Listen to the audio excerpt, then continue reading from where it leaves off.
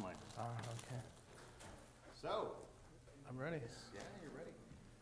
Hello, everyone. I guess we're missing some people, but I think we're going to get even Dave Howden is supposed to be here, so everybody give him nasty looks when he gets here, because he was supposed to be here at 8 a.m. sharp. I think we're just going to start, and I guess people will filter in as we go. I guess we've got Walter Block coming up first, 9 a.m., Praxeology and the Method of Austrian Economists. No, that's not right. Oh, you We switched switched it around. Sorry, yeah, we switched it. I'll be doing that at 1:45. Right now I'm going to be doing mainly minimum wage law and rent control. And I wanted to start off by saying I'm delighted to be here. Austrian economics is the last best hope for humanity, and here we're doing Austrian economics, so that's great. I want to first distinguish between Austrian economics and libertarianism, because a lot of people at this seminar, I think, are libertarians, but we must distinguish between Austrian economics and libertarianism. And before I do that, let me just say that the reason it's called Austrian economics has nothing to do with the economics of Austria, any more than Chicago economics has to do with the city of Chicago. The reason they call it Chicago economics is because Milton Friedman and George Stigler were at Chicago, and this was their school of thought. And the reason they call it Austrian economics is because the main creators of it, Menger, Bombewerk, Mises, Hayek, all lived in Austria and came from Austria. So we have Austrian economics over here, and then we have libertarianism over here. And this is a Venn diagram where never the twain shall meet. Namely, the two are entirely separate, because Austrian economics is a positive science, whereas libertarianism is a normative ethical system. And the one has to do with, like any other economics, what causes what? How do we understand the economy? Why does the economy have unemployment or inflation or whatever else the economy has?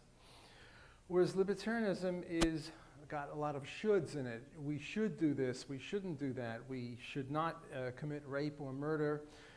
We should be allowed to do any act between consenting adults. So the two are very, very different. They don't overlap. Although I think most Austrians nowadays happen to be libertarians. This is not necessary. In the early days, there were Nazi Austrians. And if you're a Nazi, you can't be a libertarian. But you could be an Austrian economist. Just like if you're a Nazi, you could be a good chemist or a good biologist or a good whatever. But you can't be a good person. And you certainly can't be libertarian.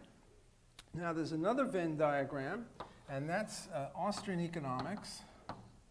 And here is mainstream economics. And both are economics, and there is an overlap. This afternoon I'll be talking about an Austrian critique of mainstream. But right now, I'll be talking about stuff that's really in the overlap: minimum wage law, rent control, things like that, price control. There's not really that much difference between the Austrians and the neoclassicals, although I suppose if you took a survey of Austrian economics and asked, does the minimum wage law create unemployment for unskilled workers, you get about 100% of Austrians who would say yes, and you'd only get about, 95% of mainstream people who would say that. Some of them, like Stiglitz or Krugman, are mainstream economists, but they're a little weak on minimum wage law. Okay, one of the problems with a professor is you never know at what level to pitch things. If we had a, bell curve, here is, knowledge. And here is, quantity of people. What the professor really wants to do is somewhere around there, pitch it in terms of frequency. That this is a frequency diagram or a frequency distribution. So I don't really know you, and I have to find out a little bit about you. So let me draw a supply and demand curve over here. By the way, this has got nothing to do with the Confederate flag, even though it sort of looks like the Confederate flag, but it's not the Confederate flag. So I hope I won't be arrested here in Canada because they're pretty rabid about political correctness. Well, in the US as well. How many have seen this sort of a thing where you have supply and demand, quantity and price? Raise your hands. How many have not seen that? Just one person. Well, you're over here, the hell with you. I shouldn't say it quite that way, but... I'm a political scientist. Oh, okay, well, get out. Okay, so let's talk a little bit minimum wage first. What the minimum wage does is, let's say over here would be the equilibrium point. As we know, if we're not at the equilibrium point, there are tendencies to move us toward the equilibrium point, because if, for example, here is supply and demand, and there's quantity and price, and we're over here, demand will be bigger than supply. And if demand is bigger than supply, price will tend to rise because more people want this item than there are people around that are willing to supply it. That's the supply, that's the demand.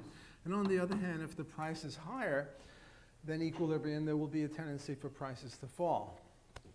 Okay, so here we have an equilibrium. Let's call it $5 an hour. And we have a minimum wage law of $7 an hour, which means that it's illegal for the price to fall down toward the 5. And what we have is a surplus of labor, and a surplus of labor is a synonym for unemployment. So right away we have unemployment because of the minimum wage law, and this is a problem because you don't really want to have unemployment. It's you know, people who are unemployed are bored and unhappy and get into crime, and especially if they're young kids. So we have a problem. But a lot of, how shall I say it, unsophisticated people think that if you don't have a minimum wage law, not only won't the wage be $5 an hour, it'll be 2 cents an hour or something. They have this theory that wages are determined by employer generosity. And since the employer is not really generous, at least in the view of our friends on the left, and the employer wants to maximize profits, he will push profits down to as far down as they can, so that people are very, very poor and miserable. Well, if that's the case, if there was really wages determined by employer generosity, how do we explain the fact that, I don't know, lawyers get $500 an hour, accountants get $200 an hour, plumbers get $50 an hour, people who push brooms get $10 an hour? Is it that law firms are generous and accounting firms are generous and plumbers are pretty generous but not that generous, and people who employ people who push brooms around are very non-generous? That's silly. Wages aren't determined by generosity of employers. Otherwise, every worker would make practically zero. Would make as much as just enough to keep people alive. So we have to reject that theory of wage determination. And I think a much better theory of wage determination is something called productivity, or marginal revenue productivity to be fancy. But productivity, the reason wages are what they are is because of productivity. If I am worth, let's say I'm a plumber and I'm worth $50 an hour, and let's say my wage is, so this is my productivity, and my wage is right now $5 an hour. How much profit is going to be made by my employer? $45 an hour. So here I am, I'm a plumber, I'm doing something with a wrench or whatever it is I'm doing, and I'm making $5 an hour.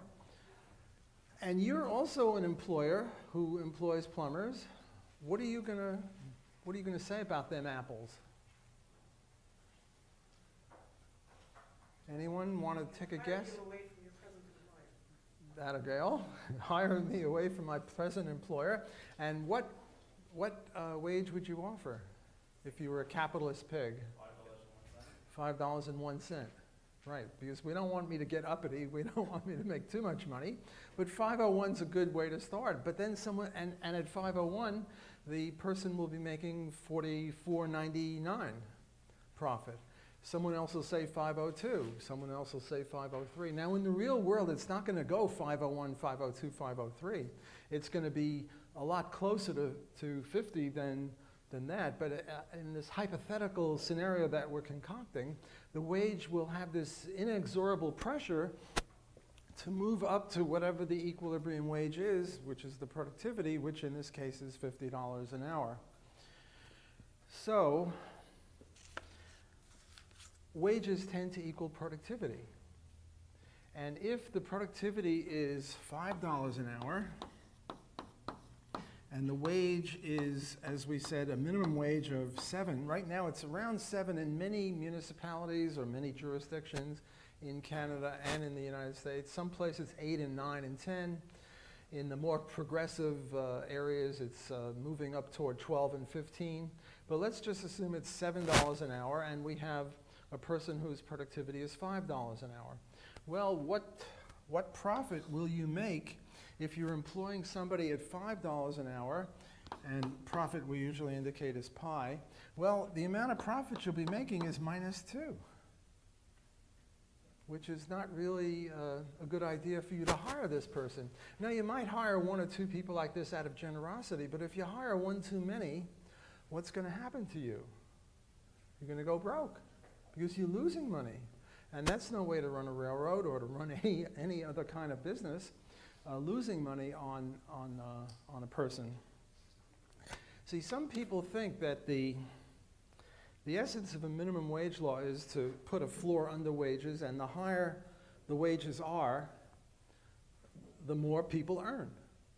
And if you look at it that way, minimum wage law sounds pretty good, and if you're against the minimum wage law, you're really callous, and you don't really care about the poor, and you're, just a no-good person.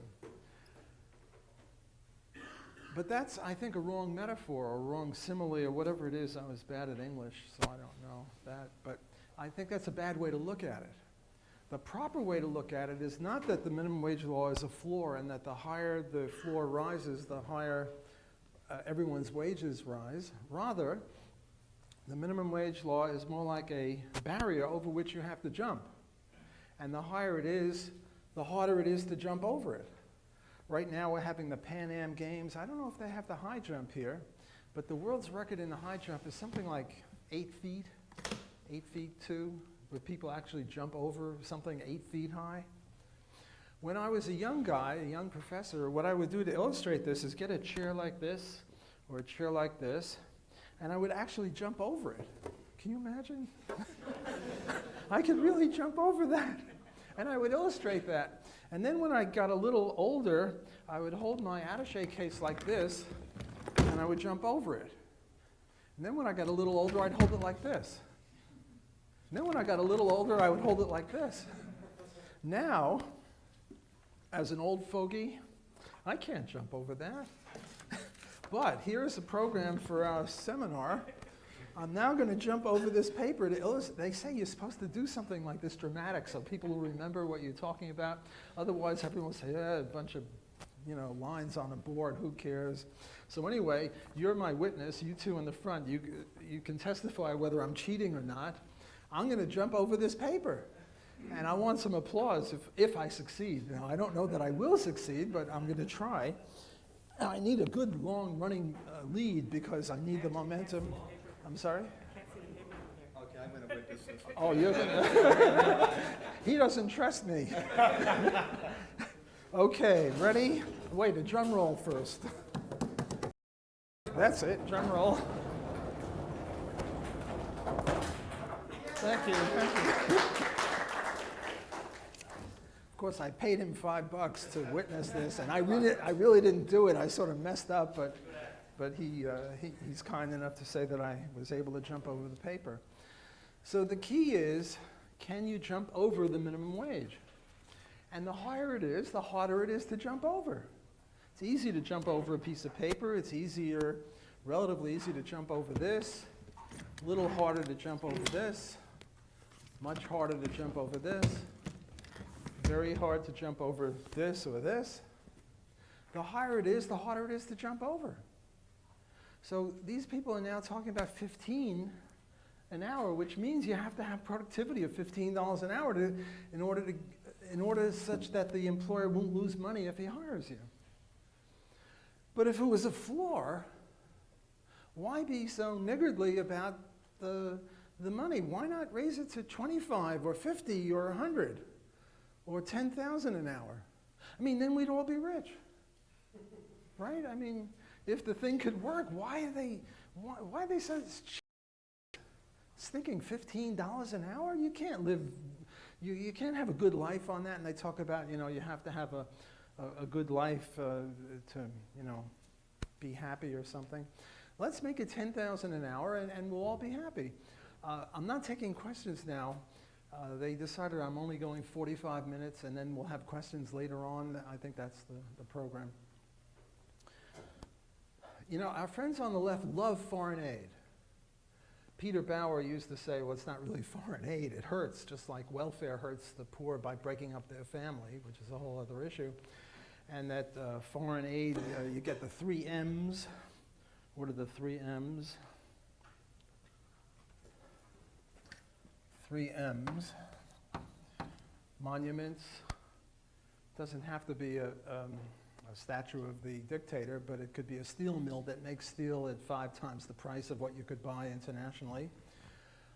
Mercedes, that's what the dictator rides around in, and machine guns, which is, to keep the dictator in power. So foreign aid really doesn't help. But I have an idea for our friends on the left. Let's get rid of foreign aid and let's impose a great minimum wage on all these countries. And now they'll be rich. We don't have to give them foreign aid. In other words, if there was some sort of magical thing like that that could actually help people, if by a stroke of a legislative pen we could all be rich, why are we poor or relatively poor? Why are they poor in Bangladesh? They could just raise the minimum wage and they'd all be happy. Okay. Let me pull a little trick on you. Got to erase something.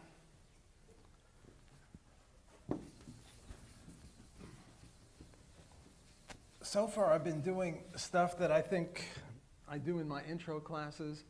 Let me do something I do in more intermediate class. Suppose we have a minimum wage here of, let's say it's 5 and here is 7. Price, quantity, supply, demand. And we have 1,000 workers who are employed.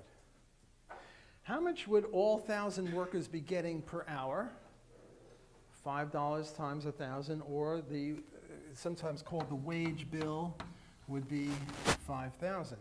And now what happens is we raise the minimum wage law to 7, and let's suppose that 900 people are employed at the higher wage. What's the wage bill now? 6,300? 7 times 900? Yes, everyone with me? Okay, so the wage bill is now 6,300. Notice that the wage bill is increased. Now, the workers here are nice guys, not like you greedy capitalist pigs, oink, oink. They're nice guys, and they concoct the following deal. What they say is, we realize that 10% of us are going to be unemployed. It's true that the remaining 900 that keep their job will be making $7 an hour, which is good, but 100 of us will be making nothing. And that's not fair, and that's not good, and we don't like that. So what we're going to do is share. Every week or every month, a different 10% of us will be unemployed, and the others will give them money, and we'll share and share alike. Got it? So only 90% of the people will be working at any given time, but 100% of them will be making money. How much do they all get? Well, what you do is you divide 6,300, not by 900, in which case they'd all be getting $7 an hour, but by 1,000, and what you get is $6.30. On average, everyone will make $6.30. It's not 7. It'd be nice to get 7, but we're not getting there because we have to consider our unemployed brethren. But, you know, 6.30 is better than 5, right? So the minimum wage law looks pretty good, right? We don't get all the way up to 7, but we get up to 6.30, and 6.30 is better than 5. So, you know, let's applaud the minimum wage. What mistake did I make? The mistake that I made here is I didn't consider the elasticity of demand,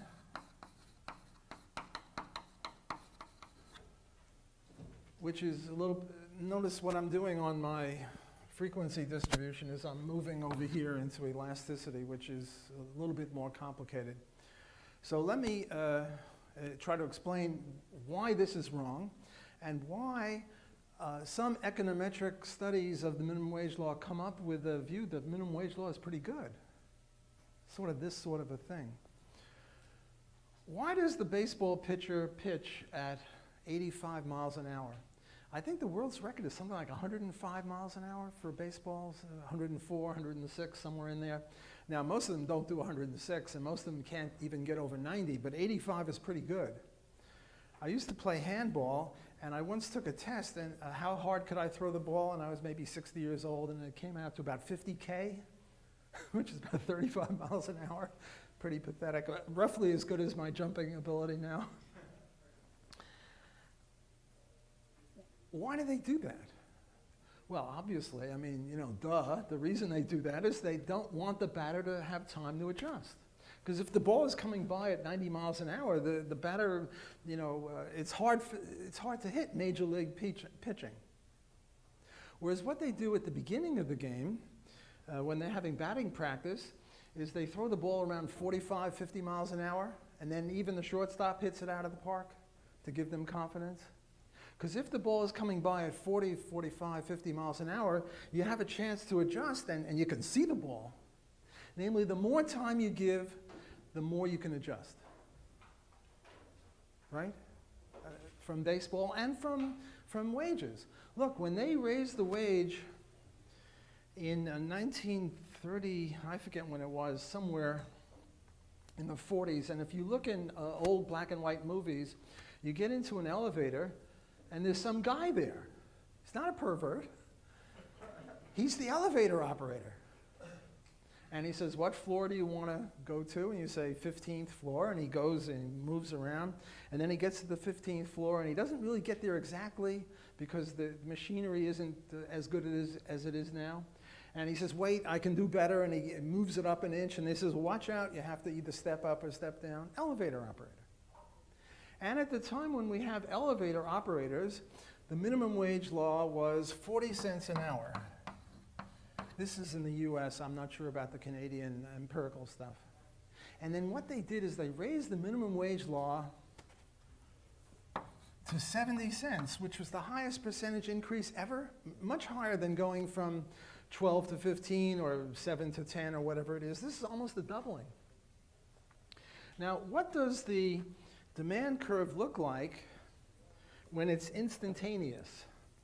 What the demand curve looks like when the time that you give people to adjust is 0 is a vertical line. There's the demand curve, there's the quantity, there's the price. It's a vertical line. Look, suppose I told you good people right now, you can go buy a Cadillac for $5, but you have to do it in the next 5 seconds. How many more Cadillacs will be sold in the next 5 seconds than otherwise would have been? None. Because 5 seconds isn't enough time to go and buy a Cadillac for $5. Whereas if I give you guys an hour, the whole auditorium is going to empty out. People are going to, you know, as beautiful as this lecture is, you know, you can buy a Cadillac for $5. It's better to do that than to hear a lecture about minimum wage. So the more time I give you, the more you can adjust. If I give you 0 time, you can't adjust. If the minimum wage goes from 40 to 70, how many elevator operators got fired the next second? None. It's too soon to do anything. The ball is coming by at 300 miles an hour. You can't even see it. You can't hit a ball like that. You can't adjust in 5 seconds. But in a month or 2 or 3, the first of the automatic elevators came in. Now, the automatic elevators were there. The technology was there. It's just that at 40 cents an hour, they weren't competitive with labor because they were pretty expensive. But at 70 cents an hour, you hit some sort of tipping point. Now the automatic elevators are very competitive with labor. But did they all come in at once? No, they came in a trickle. It took 3, 5, 7 years, I forget exactly how long, before all the automatic elevators were inputted and all the elevator operators were unemployed. And you have the same thing now. Right now, they're going to raise the minimum wage from 7 to 10 to 15 or 12 to 15. And right now, you go to the burger place and, they ask you, do you want fries with that? But we have technology now that we can't employ when workers are making $7 or $8 an hour that we could employ when they're making 15. So pretty soon you're going to go to McDonald's and you'll press a button and there'll be many fewer workers there, but higher skilled workers working with very sophisticated machinery, which is built by and repaired by very sophisticated workers. And the unemployment rate for unskilled workers will rise, and we'll have technology, and yet people will say, well, it wasn't due to the minimum wage, it was like the elevator operators due to technology. I mean, even now, you go to an airline place, I came here from Vancouver, you go to the airline and you don't see that many people, you see a lot of computers, because that's what's happening. In Greece, 50% of the teenagers are unemployed. In the United States, let me read a quote to you from Thomas Sowell, who's really good at this sort of stuff. What he says is low income, quote from Thomas Sowell, who is a very famous black economist who's not a libertarian, he's a little weak on foreign policy, he's sort of a warmonger, but on this stuff he's really good, he's excellent. Quote, low income minorities are often hardest hit by unemployment that follows in the wake of minimum wage laws. The last year when the black unemployment rate was lower than the white unemployment rate was 1930. The last year before there was a federal minimum wage. Incidentally, the black-white gap in unemployment rates for 16 and 17-year-olds was virtually non-existent back in 1948. Namely, blacks and whites were unemployed at the same rate. But the black teenage unemployment rate has been even more than double for the white teenagers for every year since 1971. This is one of the many policies that allows liberals to go around feeling good about themselves while leaving havoc in their wake. Magnificent. If you haven't read Thomas Sowell, you should read him. He's good on not only this, but discrimination and affirmative action, all sorts of other good things. He's a very, very good economist. Micro, not macro. He's mainstream there.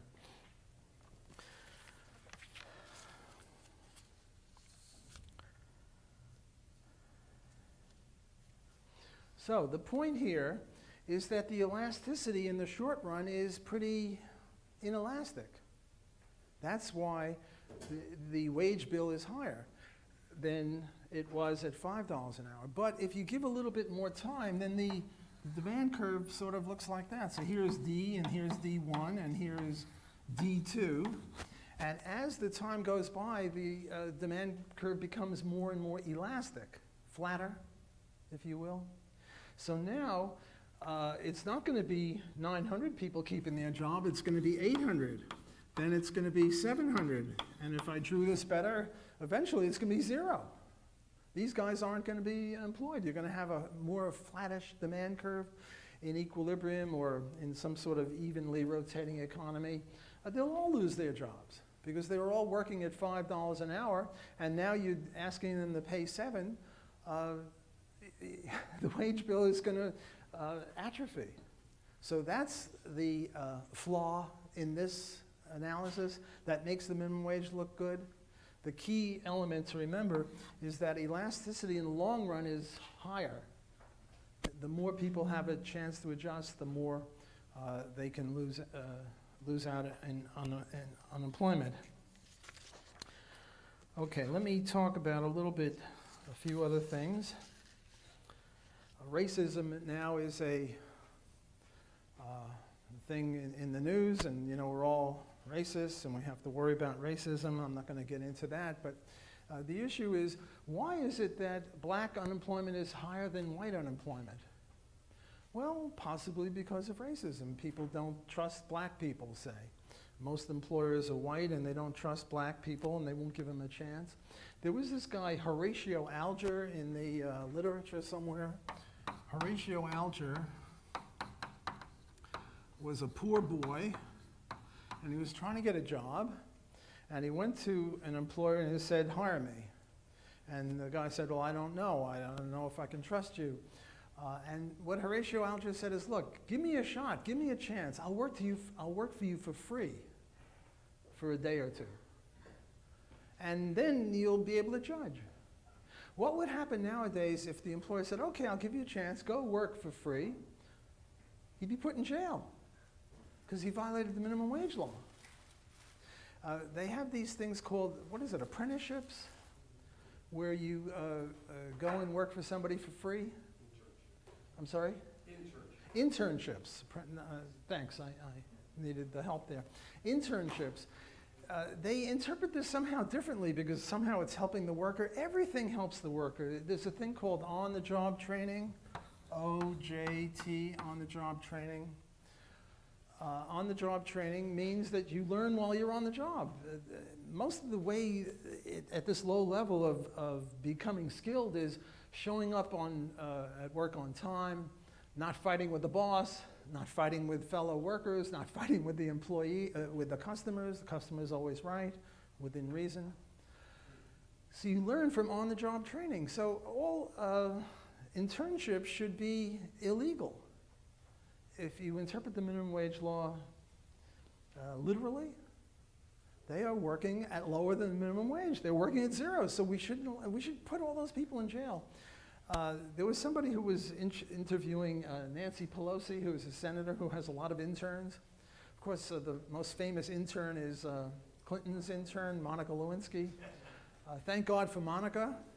We should have, the socialists once wanted to have a statue for Mises because Mises helped them, in their view, to deal with problems of socialism. And we should have a statue for Monica Lewinsky because she kept Clinton busy. Otherwise, God knows what trouble he would have gotten into for us. So Monica Lewinsky was an intern, and she was paid zero. Well, Clinton ought to be put in jail for that because he violated the minimum wage law, so we shouldn't have any interns.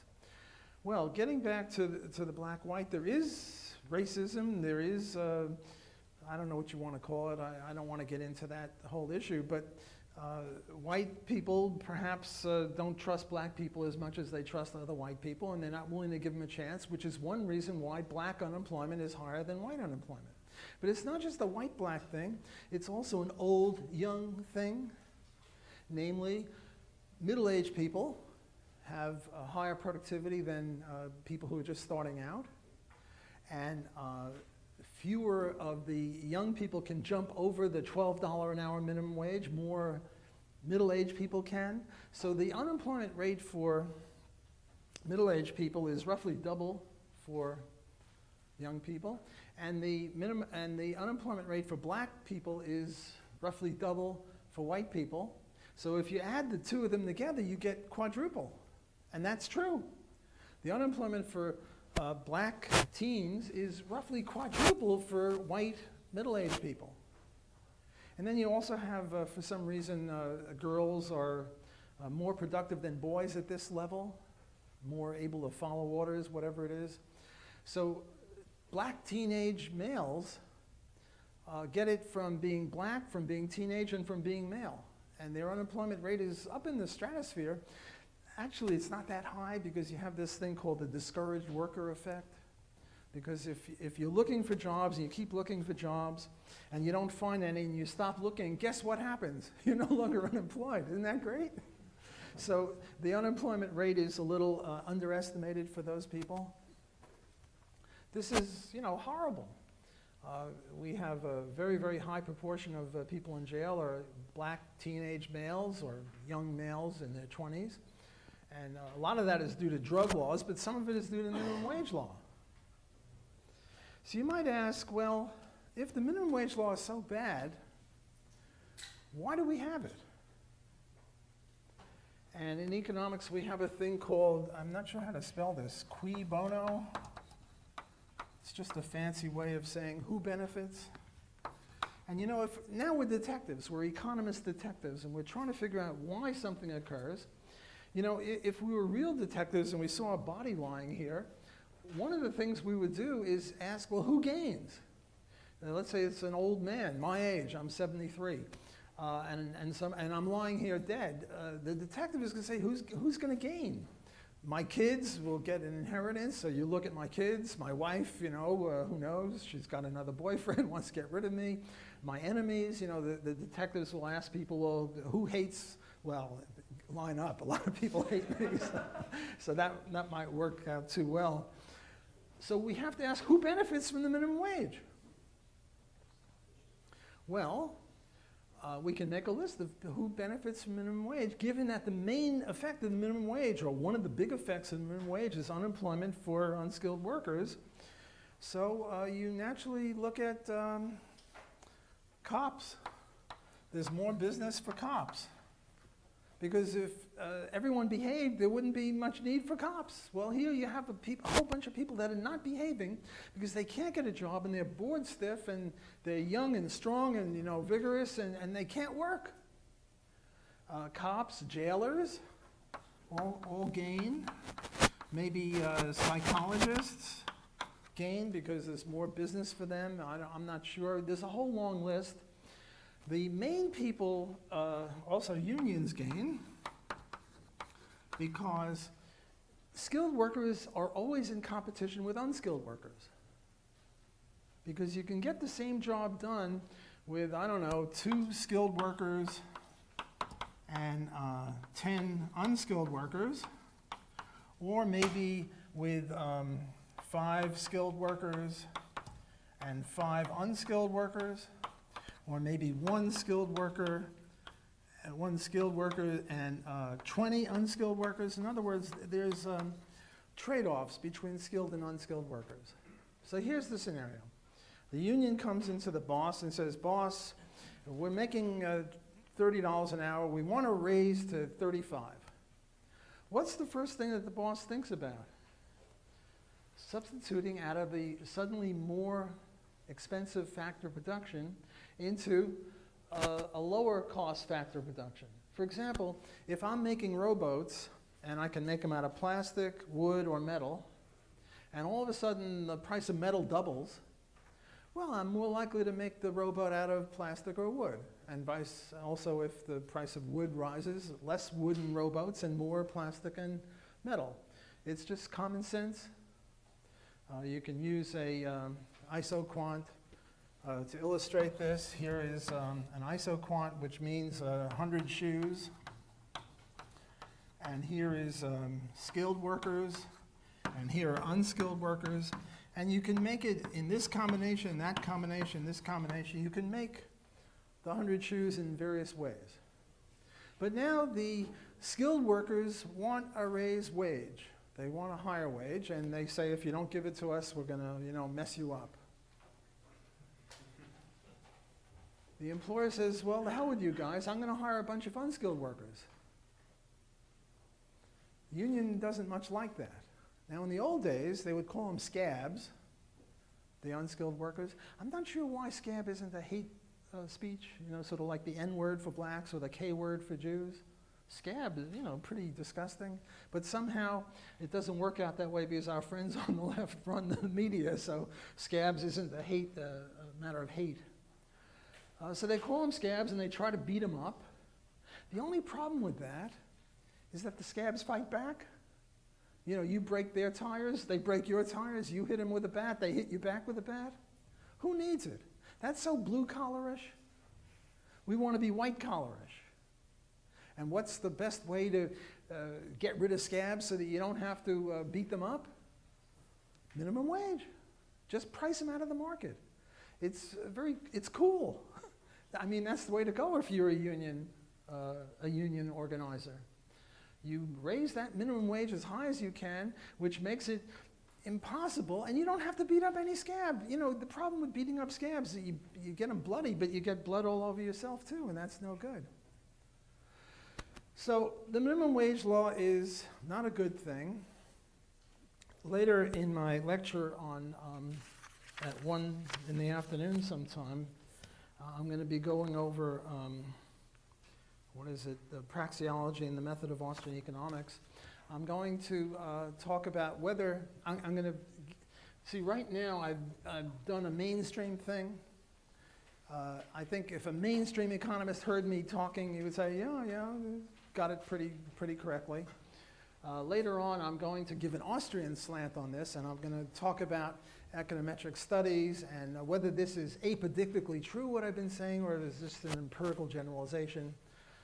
But one last point on the minimum wage, and this is a libertarian point, and I don't think there's anything wrong with discussing libertarianism as at an Austrian conference, as long as you distinguish libertarianism from Austrianism. So the libertarian, I guess I'm not going to have time for much on the rent control, but I'll do 2 or 3 minutes on that. One last point on the minimum wage. What punishment should we give for people? Suppose I go into the inner city with a gun, and I say, I'm going to take money away from one person and give it to 19 other people. I'd be a criminal, right? Robin. Sorry? Robin. I'd be Robin Hood. I'd be a criminal.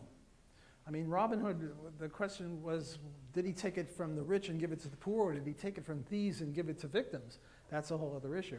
But I'm not doing that. I'm just going in, the reason I'm doing this is I'm getting back to this point about unemployment for 10% of the people. I go to 10% of the people and say, give me your money or I'll shoot you, and they give me the money and I give it to other people. So I'm back in this 5,000 to 6,300 deal. Should I be punished? Yeah, I'm a criminal. But that's exactly what the minimum wage law does. So my view as a libertarian on all this is not only shouldn't we raise the minimum wage law, not only should we not leave it as it is, not only should we not lower it, we should make it zero, namely we ought to repeal it, and we ought to put in jail people responsible for it. Because the people responsible for it are using law, they're using coercion to make it impossible for other people to work. So if I go into the inner city and I say, okay, you, and you can't get a job. And if you do, I'll shoot you. I'm a criminal. And that's what they're doing.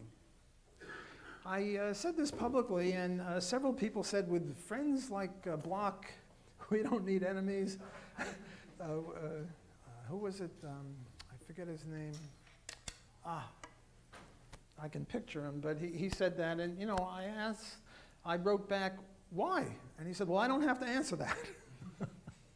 Stephen, what's his name? The guy who teaches it near St. Lawrence in Horowitz. Steve Horowitz said that, with Austro-libertarian friends like Block, we don't need enemies. And he wrote that, and I wrote him back, say, well, why? What mistake did I make? Shouldn't these people be put in jail? I mean, if you came with a gun and you made other people unemployed, that would be a crime, and yet they're doing that. Okay, let me just talk a little bit about the rent control in about 2 minutes. I have to read a quote to you from Assar Lindbeck, who said, next to bombing, rent control is the best way to destroy a city's housing. And Gunnar Myrdal, a fellow Swedish socialist, which is a redundancy, I mean all the Swedish socialists, all the Swedish economists are socialists, said rent control is the worst exercise of central planning for governments lacking courage and vision. So here we had the minimum wage law, demand and supply and quantity and price, and we had a price floor. Rent control is the exact opposite thing. Instead of a price floor, we have a price ceiling. And with a price ceiling, instead of getting a surplus, you get a shortage. And yet, our friends on the left love rent control. Prices are too high. Let's keep prices down. And I'm out of time. Thanks for your attention.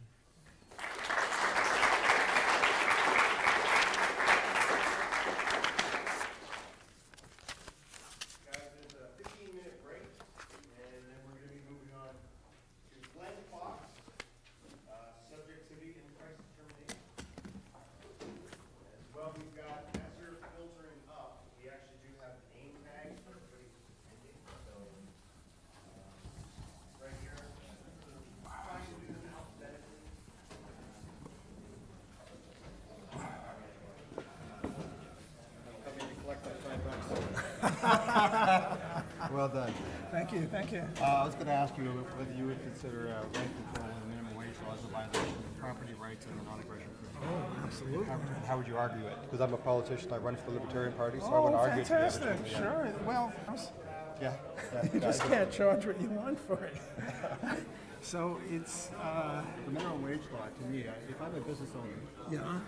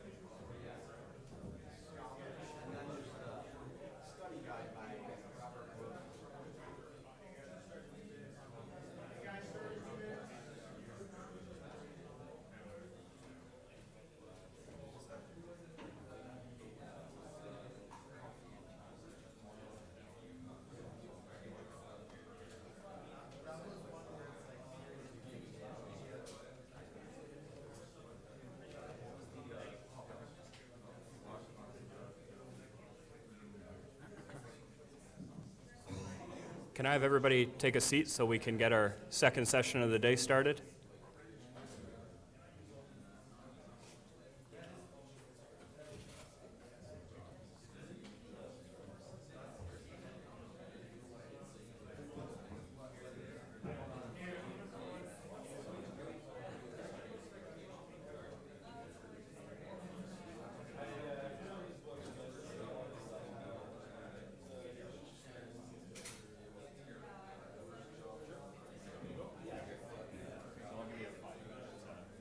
Good. Thanks, Dave. Good morning, everyone. I'd like to get started with the next presentation. If you'd like to find a comfortable seat. Can everybody hear me? I'm going to try and stay in front of this microphone, so hopefully it's not working. There is a. Hello? Hello? You gotta sort of lean in a little bit. Yeah, and also, Yeah, because I have to have the keyboard, so I can't lean in too much. But I need to use the keyboard in do we order not to. have one around? Well, I do, but it's not like that. Pardon? This one? Yeah, just put the Yeah, so that one. Is that better? Yeah. Oh, there we go. There we go. Well, good morning, everyone. My name is Glenn Fox. I am a professor at the University of Guelph. I am an agricultural economist, and perhaps that is a little bit different from some of my other fellow speakers. Speaking of fellow speakers, I was delighted to learn that one of our lecturers, one of our instructors this week, and his wife are expecting their first child very, very soon. That's wonderful news, and of course, parenthood, particularly for the first time, brings many joys and hopes, but some anxiety. And one subject on which I think all parents sense anxiety is they know at some point when their child arrives and begins to grow that they will have to have the talk. And I think you may remember, if you're not a parent, you may remember having the talk with your parents. From the parent's point of view, it's a different dynamic because you know pretty well the talk is coming, but you never know when it's going to arrive. You can rehearse, you can practice, you can work with your spouse on the script, but you don't know who's going to be giving the talk. And there's always this nervousness. Of course, the talk is triggered when your child, for the first time, asks, "Mommy or Daddy, where do babies come from? Where do babies come from?" Now, I don't want to make this, my fellow instructor, overly nervous. He's got enough on his plate to think about, but he needs to be thinking about the script for the talk. Probably won't happen in the first year, but any time after that, once speech arrives, you could be in a position to have the talk. Of course, I'm not just a parent, I am an economist parent. And economist parents look forward to another kind of talk. And again, I rehearse, I practice, I have my script ready. My wife's not an economist, she's a nurse, so she's really not interested in this talk so much. But I am, and I was ready when I got the question, "Daddy or Mommy, where do prices come from?" I didn't have anxiety about that talk. I was eager to have that talk. And essentially, this presentation this morning is my script for the talk. "Daddy, where do prices come from?" It turns out that this is one of the oldest and most fundamental questions in social thought generally, and in economics in particular. Austrian economists maintain consistently something called the subjective theory of value as the core insight in our answer to the question, where do prices come from? This is not a lecture on the history of thought, but there is an important date that any student of economics should remember, and that is the year 1871. In 1871, a miracle happened in economics. 3 men working independently simultaneously discovered 2 important ideas that changed the course of economics, at least in principle, for the rest of time, or until the next revolution comes. It's called the neoclassical revolution, and it's based on two ideas.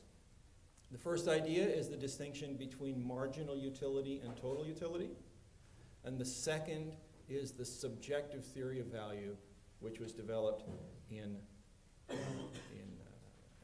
as an antidote, as a correction to the classical theorists' objective theory of value. Hayek once said that every important development in economics in the past 200 years, I think he was writing this in the 1950s, has taken the form of an improvement of our understanding of the implications of the subjective theory of value. So while this idea was crystallized, it wasn't really discovered. People had this idea before 1871, but it was really crystallized in a more clear and substantial way in 1871. But ever since then, we've been struggling to understand it. And some economists, in fact, many economists, really have not progressed very far in that understanding. So what is this thing, the subjective theory of value? Well, as I indicated earlier, the subjective theory of value was developed as an alternative to the preceding objective theory of value of classical economics. Classical economists said that the value of a thing, and ultimately the price of a thing, was derived from the objective physical characteristics of the thing. Most particularly, the value of the thing was determined by the amount of labor embodied in the production of the thing. So this cup, the value of that cup, the price of that cup, is determined by the quantity and quality and price of labor that went into its manufacture. Under this theory, value is intrinsic, literally, that it lives in the thing, and that is independent of human cognition, human perception, human preferences. This has led, unfortunately, to an objective characterization of the cost of production and also of opportunity cost, problems which are conceptualizations which have caused manifold problems in the history of economics, particularly once we step outside the Austrian tradition. Okay. Austrians, subjectivists, view the theory of value of Adam Smith, the objective theory of value, the labor theory of value, as a fundamental and serious flaw in Adam Smith's economics. The labor theory of value can't explain why prices would ever change. Right? The price of this cup would never change because once it's made, all the labor that's embodied in its production is going to stay the same. So we would never see prices change. The objective theory of value also had trouble explaining why what we now call factors of production, what Austrians sometimes refer to as goods of higher order, or sometimes referred to as inputs, couldn't explain why factors of production acquired prices. In fact, the objective theory of value took those prices essentially as given and then tried to build prices for consumer goods on top of that. The subjectivist perspective emphasizes that human preferences, perceptions, expectations are subjective mental states. They exist in our heads. They cannot be observed directly in general by others. I can't observe your preferences. I say this to my classes, that I cannot read your mind, I don't want to. You cannot read my mind, I don't want you to.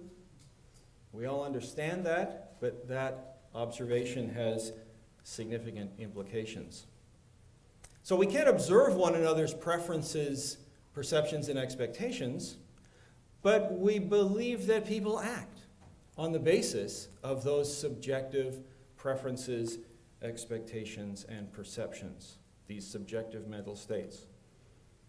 If we accept that our preferences, and of course we just have to accept this if we can't observe it, but if we accept that people's preferences, perceptions, and expectations are diverse, that we don't all think the same, that we don't all have the same preferences, we don't all have the same expectations, and that they are dynamic, what you prefer today might be different from what you preferred last week, which might be different from what you prefer a year from now, once the baby arrives.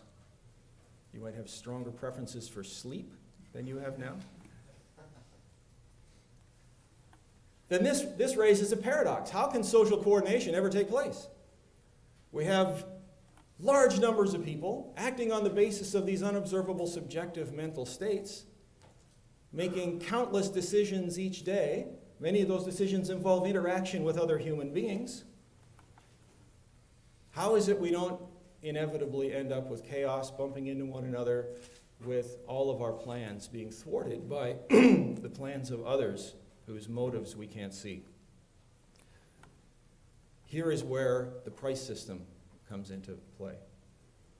We can't observe the preferences, but we can observe actions, especially those actions involving exchanges and exchanges resulting in prices. So prices transform. And this is an amazing transformation. It is a wondrous transformation.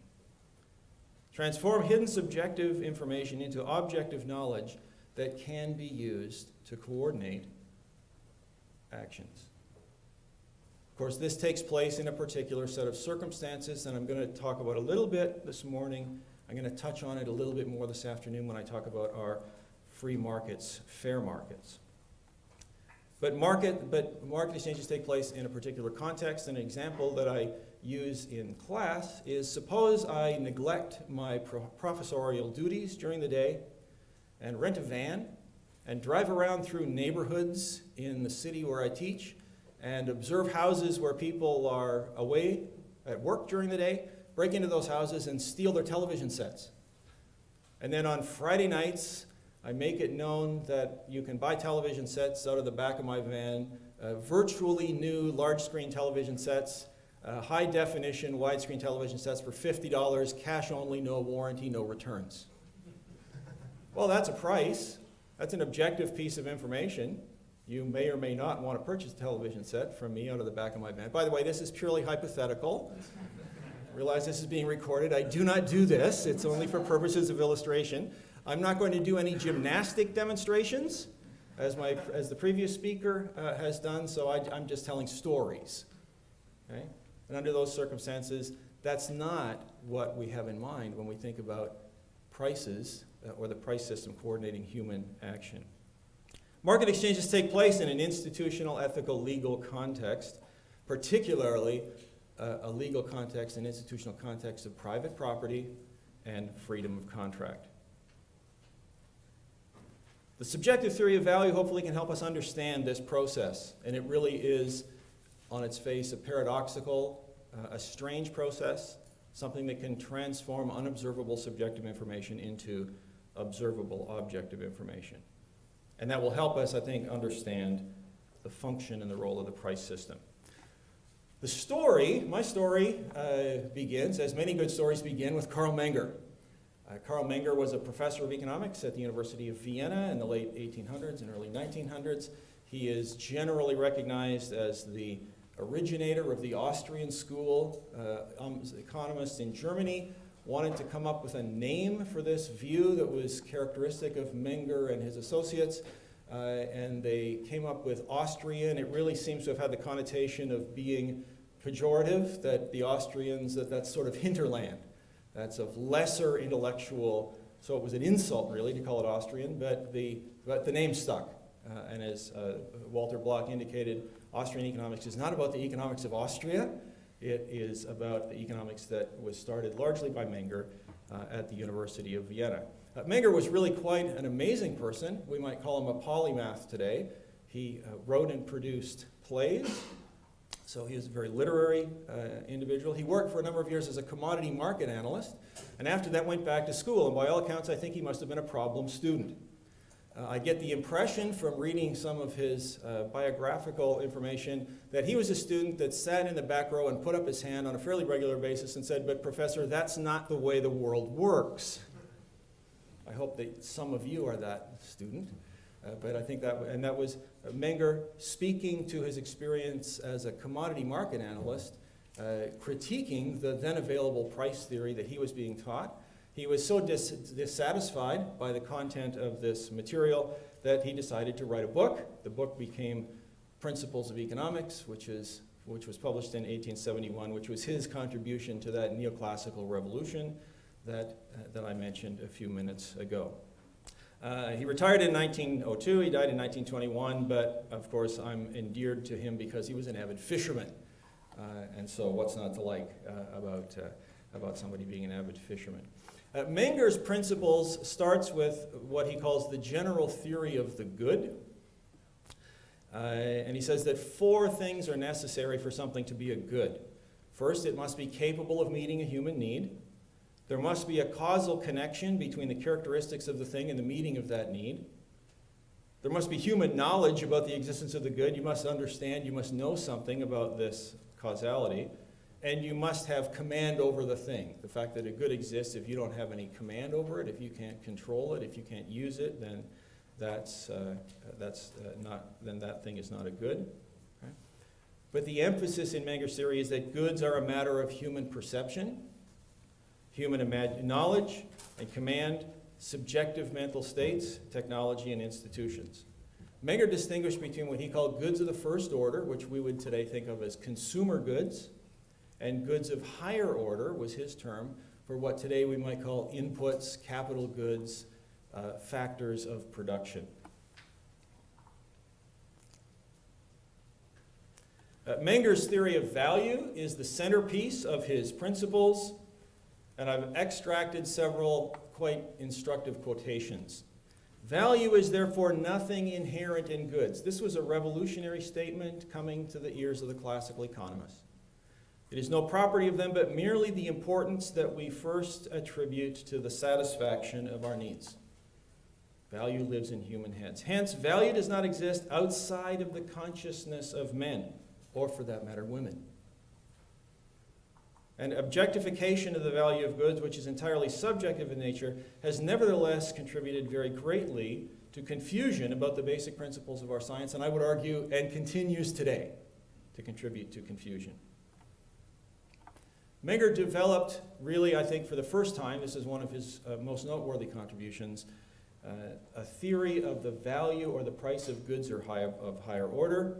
They are valued because of the values people attach to consumer goods or goods of the first order, and the ability of goods of higher order to be able to be transformed through production into goods ultimately of the first order. So this is really the first time that anybody developed an integrated theory of the valuation of goods, not just consumer goods, but goods of higher order.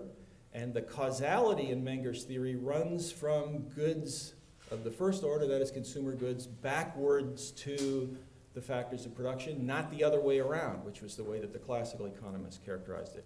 Now, some people think that I'm a Mengerophile, and certainly I'm a big fan of Menger, but I'm man enough to admit that maybe Menger made some mistakes.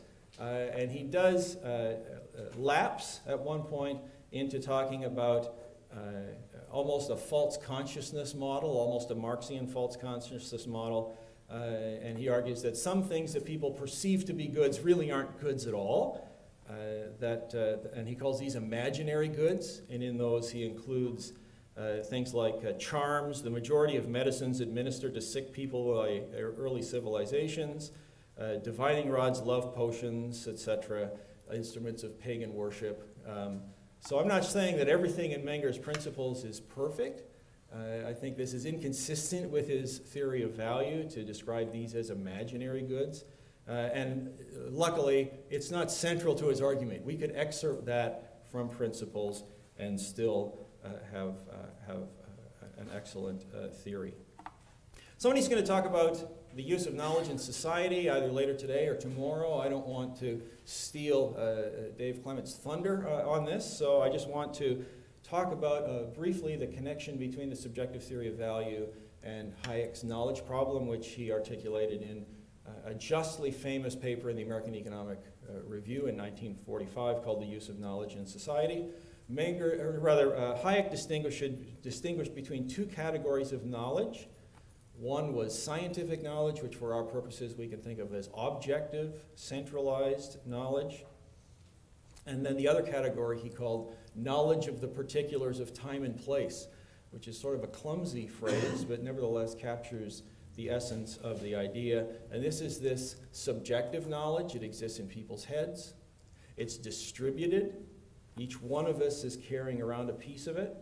And perhaps most important, it's incoherent. There are things that I know that contradict with things that you know. And there are things that you know that contradict with things that other people know. I use the metaphor of an iceberg. This is not Hayek's metaphor, so if you think it's dumb, don't blame him, blame me. But I like to say knowledge is like an iceberg. And there's one thing that everyone knows about icebergs, and that is that the predominant bulk of the iceberg is below the water, which means that you can't see exactly where it is. If you are a ship captain, commanding a ship crossing the Atlantic Ocean in the winter, particularly the North Atlantic, and you forget this observation about icebergs, then sadly they will make movies about you starring Leonardo DiCaprio.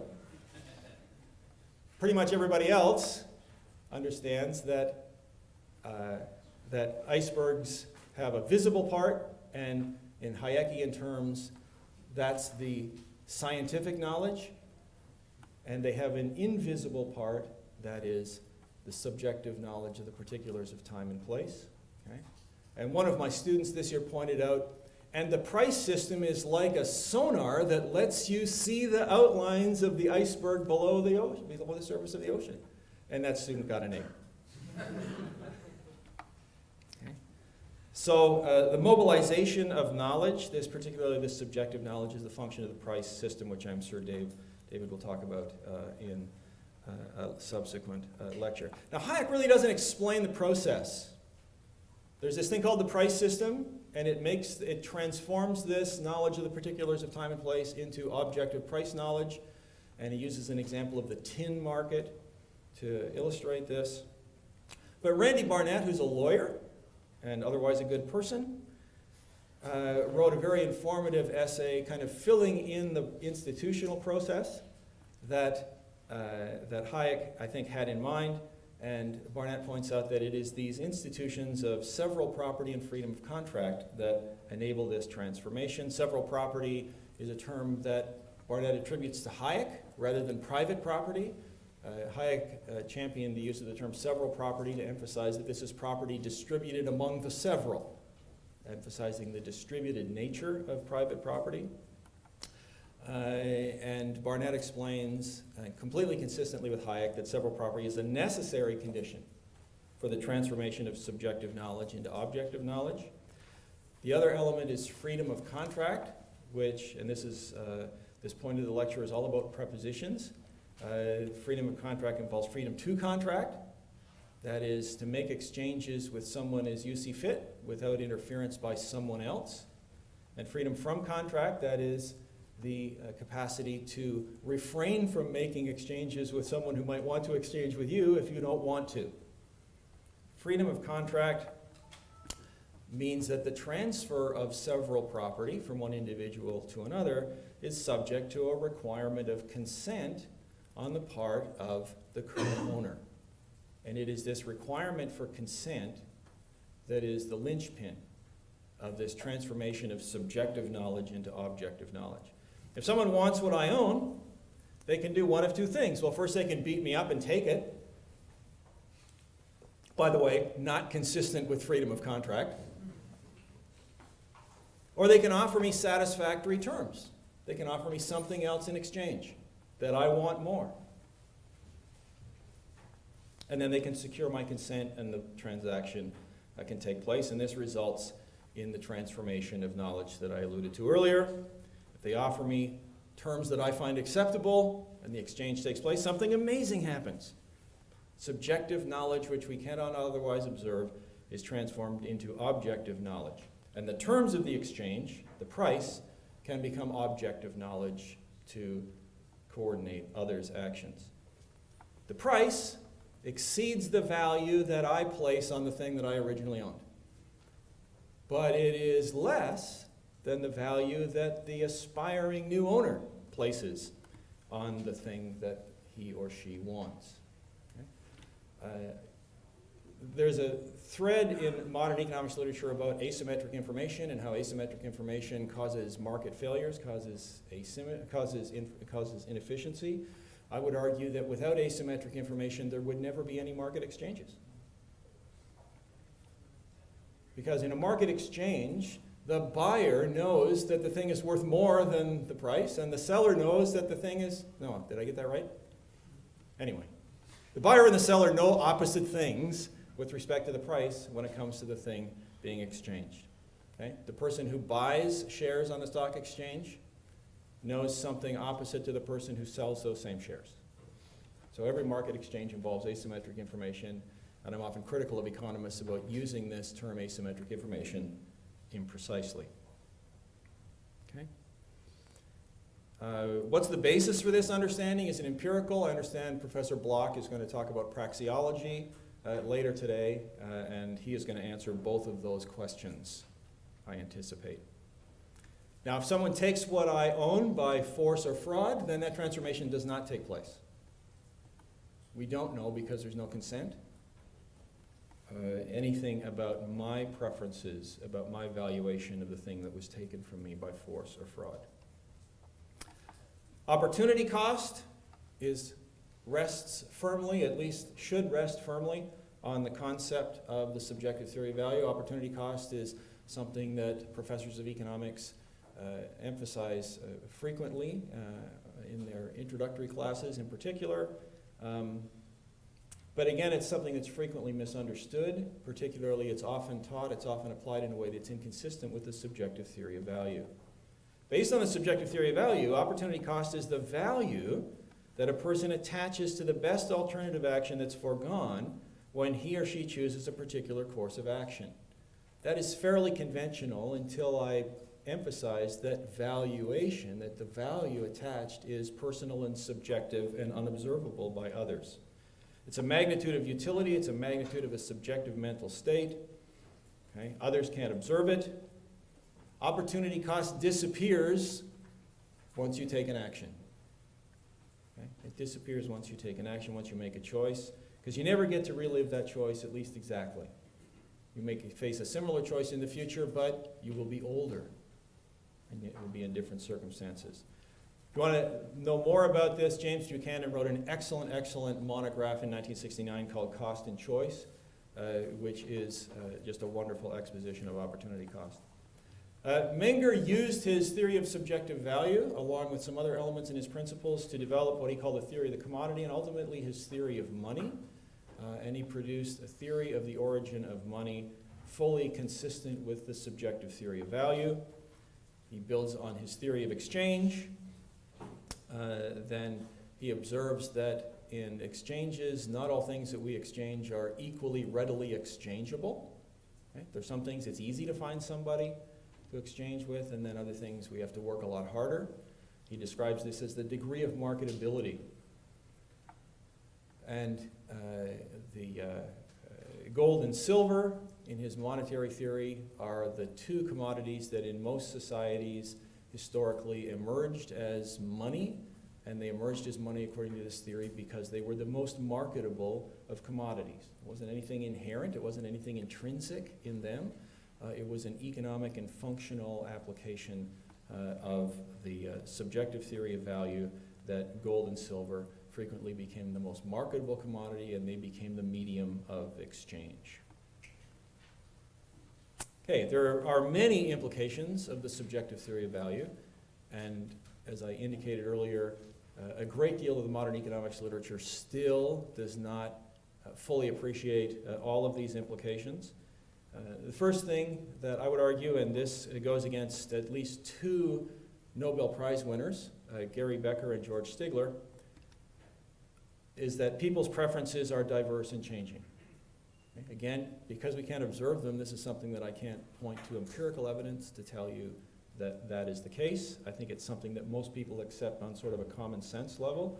And if you've ever been a parent, you will see that people's preferences can change. If you've ever been married, you will have experienced the phenomenon of people's preferences changing, even your own. Second implication, that valuation takes place in human minds. So really, as economists, as Austrian economists, we should never really speak of intrinsic value literally, even though that is commonplace language. But intrinsic value literally means the value exists in the thing, and we should always be cognizant of the fact that the value lives up here. It does not live in the thing. There's no reliable way to read other people's minds, thankfully. Preferences, perceptions, and expectations are unobservable mental states. We can't measure those subjective mental states. Markets represent the only means of indirect observation. And this is a very important point. Hayek makes it in his essay, but it has been misunderstood perhaps more often and more seriously than anything else he said in the use of knowledge in society. Many economists have said that Hayek was arguing that market prices are perfect indicators of values. And that is quite different from what he actually said. What he actually said is that there is simply no other mechanism, no other process, no other way for us to indirectly gain knowledge about the knowledge of the particulars of time and place than markets. It's not that they are perfect, it's that they're the only game in town. They are necessary, but not perfect.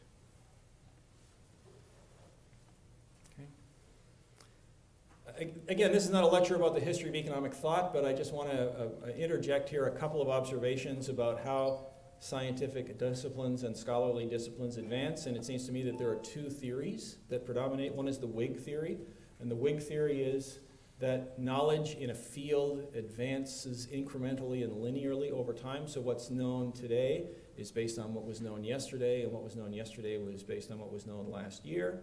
The practical application of this is that if you're writing a paper for a professor who believes this, you shouldn't cite anything that was published more than 10 years ago, because it would be irrelevant.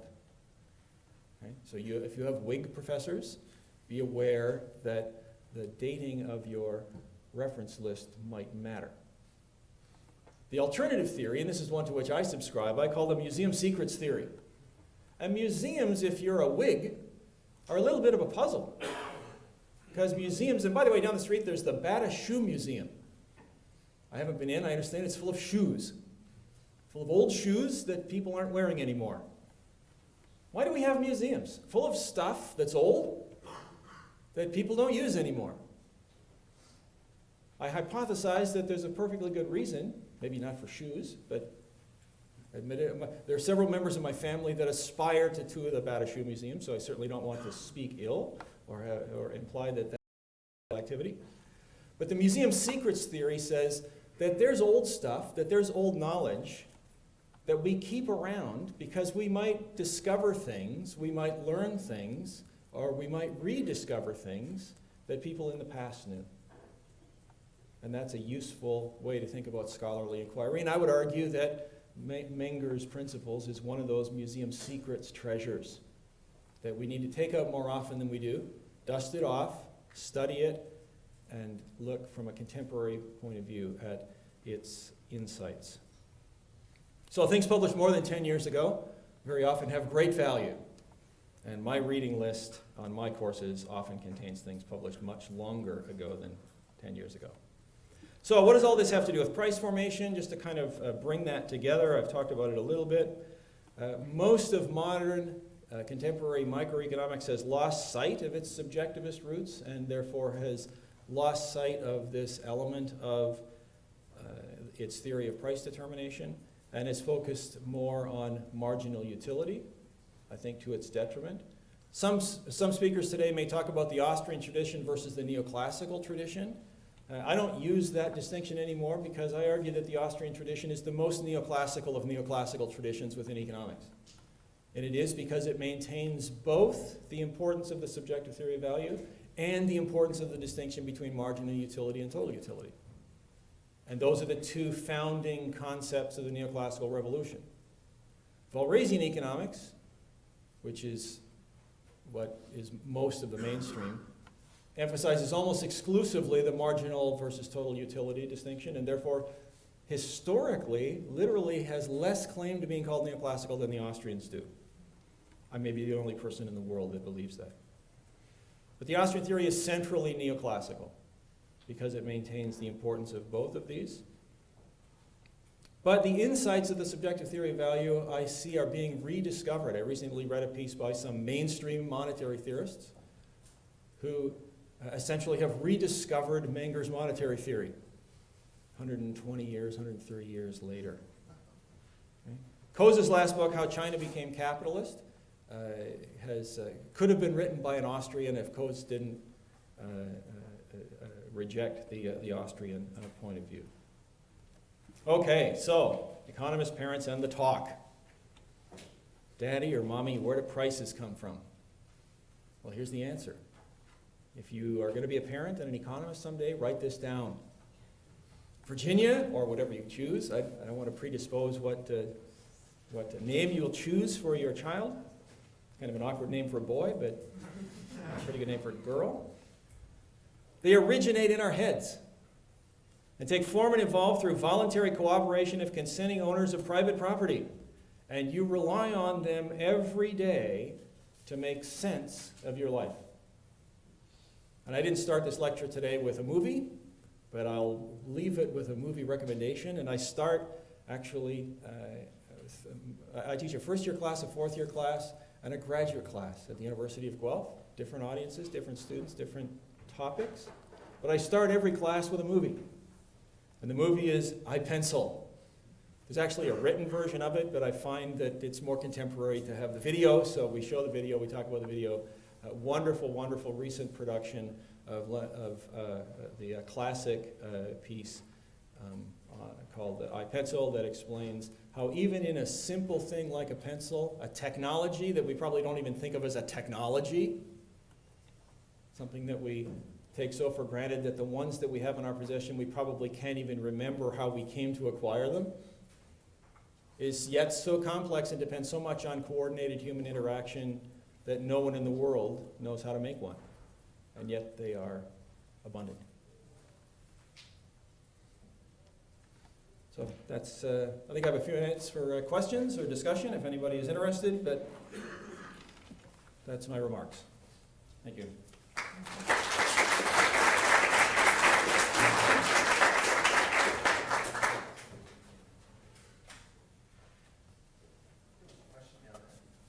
Yes. Yeah, real quick, you mentioned a 1969 article on opportunity cost in this. It's a research monograph by James Buchanan. It's called Cost and Choice. And I think it was published by the University of Chicago. It's just a slim paperback volume in my office. It's right about here. Yes. So you mentioned in the beginning that the labor theory of price did not cope with the idea and explain the idea of how factors of production acquire prices. They have to be produced themselves, right? So isn't that a valid explanation under the labor theory of value? And as a produce factor of production, it acquires value through this process of labor. But the piece missing in that is, but why do they have to be produced? There's nothing inevitable about factors of production having to be produced. Some of them exist. Trees, fish in the ocean, land in its undeveloped state exist simply because they're part of the landscape. But there's nothing necessary about factors of production having to be produced. And what I think Menger's wonderful contribution was, he provided us with a theory, with an explanation of not only why they had to be produced, why it was in someone's interest to produce them, but more particularly how they acquired prices. The labor theory of value never tried to explain to the best of our knowledge as well why goods are produced, right? Without resorting to subjectivity, I cannot explain either why is anything produced. So assuming I don't care about why they're produced, can they just argue? I'm not saying this is right. I understand that they're wrong, but the particular thing about not being able to explain why factors of production have prices. I mean, they have to be produced or carried, or even a tree has to be transformed into a log, right? So isn't that labor involved? I don't think Menger's denying that labor is involved, and that transformation of trees into logs, into lumber, into pencils isn't part of the transformation of goods from higher order to lower order. But it's his causal connection working backwards, and the causality running from consumers' subjective valuations of goods of the first order, working to goods of the second order, third, fourth, and so on, back to the tree and forest. So that was the point that I was making. Yeah, Dr. Fox, I'm just curious about how specialized the profession of economics has become during your lifetime as an economist, and what's driving the specialization?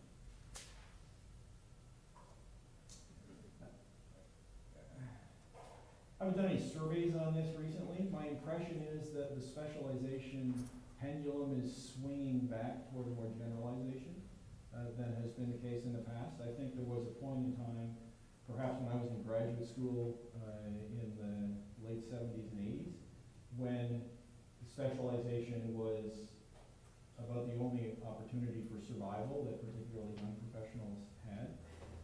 I think that, and that part of that was wrapped up in the methodology of positivism, logical positivism, and the implications of that for the way economic research was done. Since then, I'm seeing more and more people talk about political economy, which is a more qualitative approach. I'm seeing more pluralism in methods and in methodology. And so I'm hopeful, perhaps, that we're moving toward more of a generalist point of view.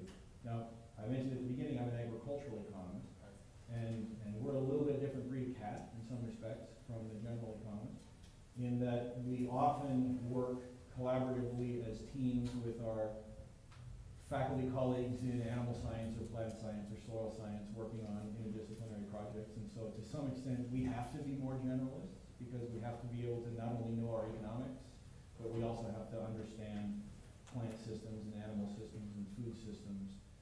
So my view may be somewhat colored by that, but I'd say overall I'm seeing more of a movement toward generalization, at least niches being carved out for generalists. I've been a recruiter for 35 years and in the IT industry, and I've seen the information technology arena, of course, explode in its ability to deliver information. Mm-hmm. And in consequence, I've seen more and more specialization as a result of the availability of that humongous amounts of knowledge that people somehow have to grapple with and get their minds around. Mm-hmm. I was curious as to whether that was having an impact on the economic profession as much as it has in other areas of business. Mm-hmm. Yeah, as I say, I don't know, but one thing that we do hear from employers, particularly employers doing recruiting on campus looking for undergraduates, is in addition to the sort of technical skills in the discipline, so if you're a food scientist, you better know food production, and if you're a toxicologist, you better know toxicology. But what really differentiates applicants from the employer's point of view is ability to communicate, ability to work well in organizations, ability to synthesize information from multiple sources, ability to think critically. And I've had a number of network conversations with people, not just in business, but also in government, that have said to me, the people that you're putting out are wonderful in the technical respects, but we wish they could do a better job of thinking critically and then expressing their ideas with that clarity and conviction. And so those kinds of things tell me that there is a movement toward the skills of the generalist, that the generalist is not dead. Yes? How did the Adam Smith-style labor theorists deal with the water-diamond paradox? Well, they did, and that was the marginal versus total utility. And the story that I tell, and this is sort of a hypothetical story, that the classical economists get together for a conference every year. And the main item on the agenda is, has anyone come up with an explanation of the water-diamond paradox? And everyone's head goes down. And of course, the water-diamond paradox is that water, which is arguably essential for human life and to keep my throat dry while I'm speaking, generally fetches a very low price. On the other hand, diamonds, Marilyn Monroe's song notwithstanding, are not essential for human life. And they are associated with a very high price. So how is this thing which is not essential for human life so expensive, and this thing which is essential for human life so cheap? And the classical economists every year would come to the convention, and their homework from the previous year was somebody resolve this paradox, and they never could. And then the neoclassicals came along and said, well, it's the distinction between marginal utility and total utility. So while the total utility of water may be very high, we'll die without it, its availability is such that you are using for very low marginal utility purposes by the time it gets to the price, whereas diamonds are much more scarce and may not have much total utility, but there's only a few of them, and so the marginal utility is quite high, so the price is quite high. So I don't think the classical economists actually met every year and had this conversation about who's figured it out, and then they all had to go to the bar and say, oh, woe is us, we can't do it, but that's the way I explain it. Yes. You said you're a professor in the University of Guelph, Yes. and I believe that right next to the Guelph campus there is MAFRA, Office of Ontario Ministry of Food and Agriculture, and I was wondering what are your thoughts on their policy and practices, and do they have any affect the price determination of food and agriculture in this office? Glenn, could you repeat the question? Yes, across the street from the University of Guelph is the headquarters of the Ontario Ministry of Agriculture, Food and Rural Affairs, affectionately known as OMAFRA. It's the Agriculture Department of the provincial government. And the question was, do I have any views on the effects of the policy actions of the ministry on price determination? Let me preface this by saying that I go across the street all the time. Part of my job involves liaison with people in the ministry, and I coordinate a research program in policy research, which is a joint venture between the university and the ministry, and it's on agricultural policy and rural development, and so I'm over there a lot. Constitutionally, the provinces don't have very much of a role in policies that influence price determination. That tends to be more at the federal level. And the federal policy framework is this sort of, bifurcated process in which there are some industries that are managed or regulated under a system called supply management. The dairy industry, the poultry industries, eggs, turkeys, chicken meat. And in those industries, price is determined by a formula, and then production is allocated across farms, across provinces and across farms by quotas. And so the price determination there is basically set by a negotiated formula. So the price of milk is the price of milk, the price of eggs is the price of eggs. And then the remainder, the grain sector, the beef sector, the hog sector, are largely export-oriented industries. And price determination there is essentially the world price minus transportation costs to get there. And so we really have this contrasting system of price determination for most farm products in Canada, where on the one hand we have a relatively open border for some of the products, and then the prices, and then Canadian producers face a pretty elastic world demand, so they're competing with farmers producing similar products all around the world. And then we have the supply managed sector in which price determination happens by an administered formula. You said dairy is controlled. Dairy, eggs, chicken meat, and turkeys, I believe. Tobacco used to be, but not anymore. I'm actually going to cut off Q&A just so that we can have a little bit of a break until the next session. But if anybody has any questions, they can ask Professor Fox during the break. Thank you. Okay.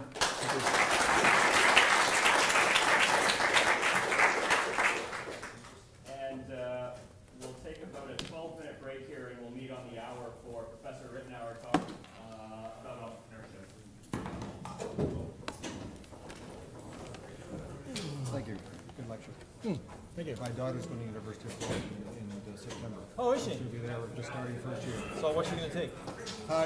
She wants to be a veterinarian, so she's going into the sciences. Right. She's been a professional ballet dancer for the last 8 years. So she's 26 years of age. She just retired going into so that's what she'll be doing. So it's quite exciting.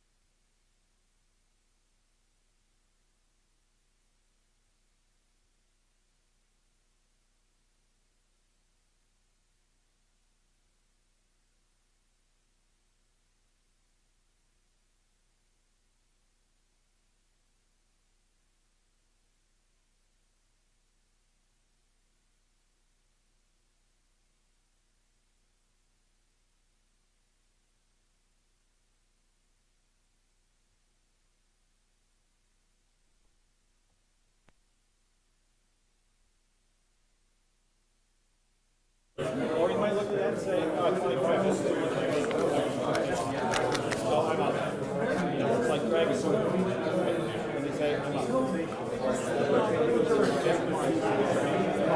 lots of new chocolate.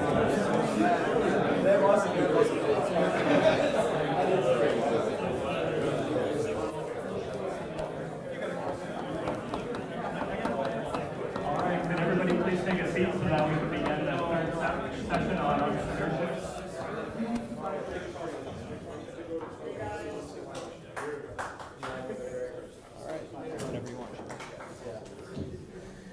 All right, ladies and gentlemen, boys and girls, children of all ages, welcome. I'm going to be lecturing today and talking, and we're going to hopefully have an actual discussion about entrepreneurship. And to understand the importance of entrepreneurship, it's enough, in some sense, to merely meditate on some of the points that have already been communicated to you by Dr. Block and Doctors Block and Fox. But as in all cases, I think it's helpful when we begin a new topic to remind ourselves of some of the foundational principles. Go back to the beginning, which after all, Maria von Trapp told us it's the very best place to start. Let's start at the beginning.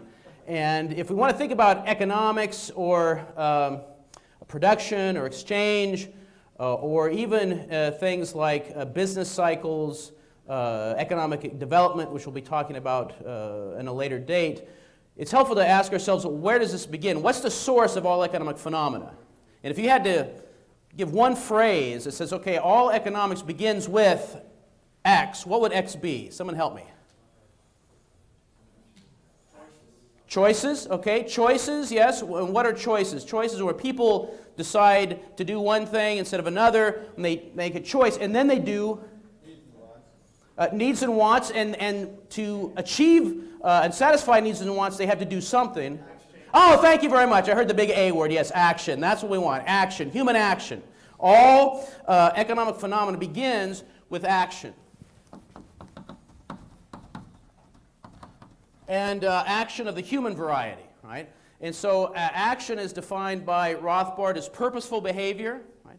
Or a better, more, say, exhaustive, more technical definition that we can unpack some things from is applying means according to ideas to achieve ends. Applying means according to ideas to achieve ends. That's what action is. And all economic phenomena is the result of people who want to achieve ends, applying means at their disposal to, according to some idea. Now, the end is what we simply the purpose for acting, right?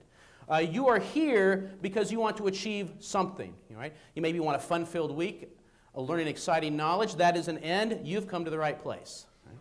And that's an end. It's a goal. It's a purpose for acting. I had breakfast this morning because I wanted to achieve the end of being satisfied in a particularly joyful, pleasurable way. And so I had pancakes, my breakfast of choice. And so that's what an end is. The means, of course, are simply the things we use to achieve our end. Whatever we use to achieve the pancakes, yes.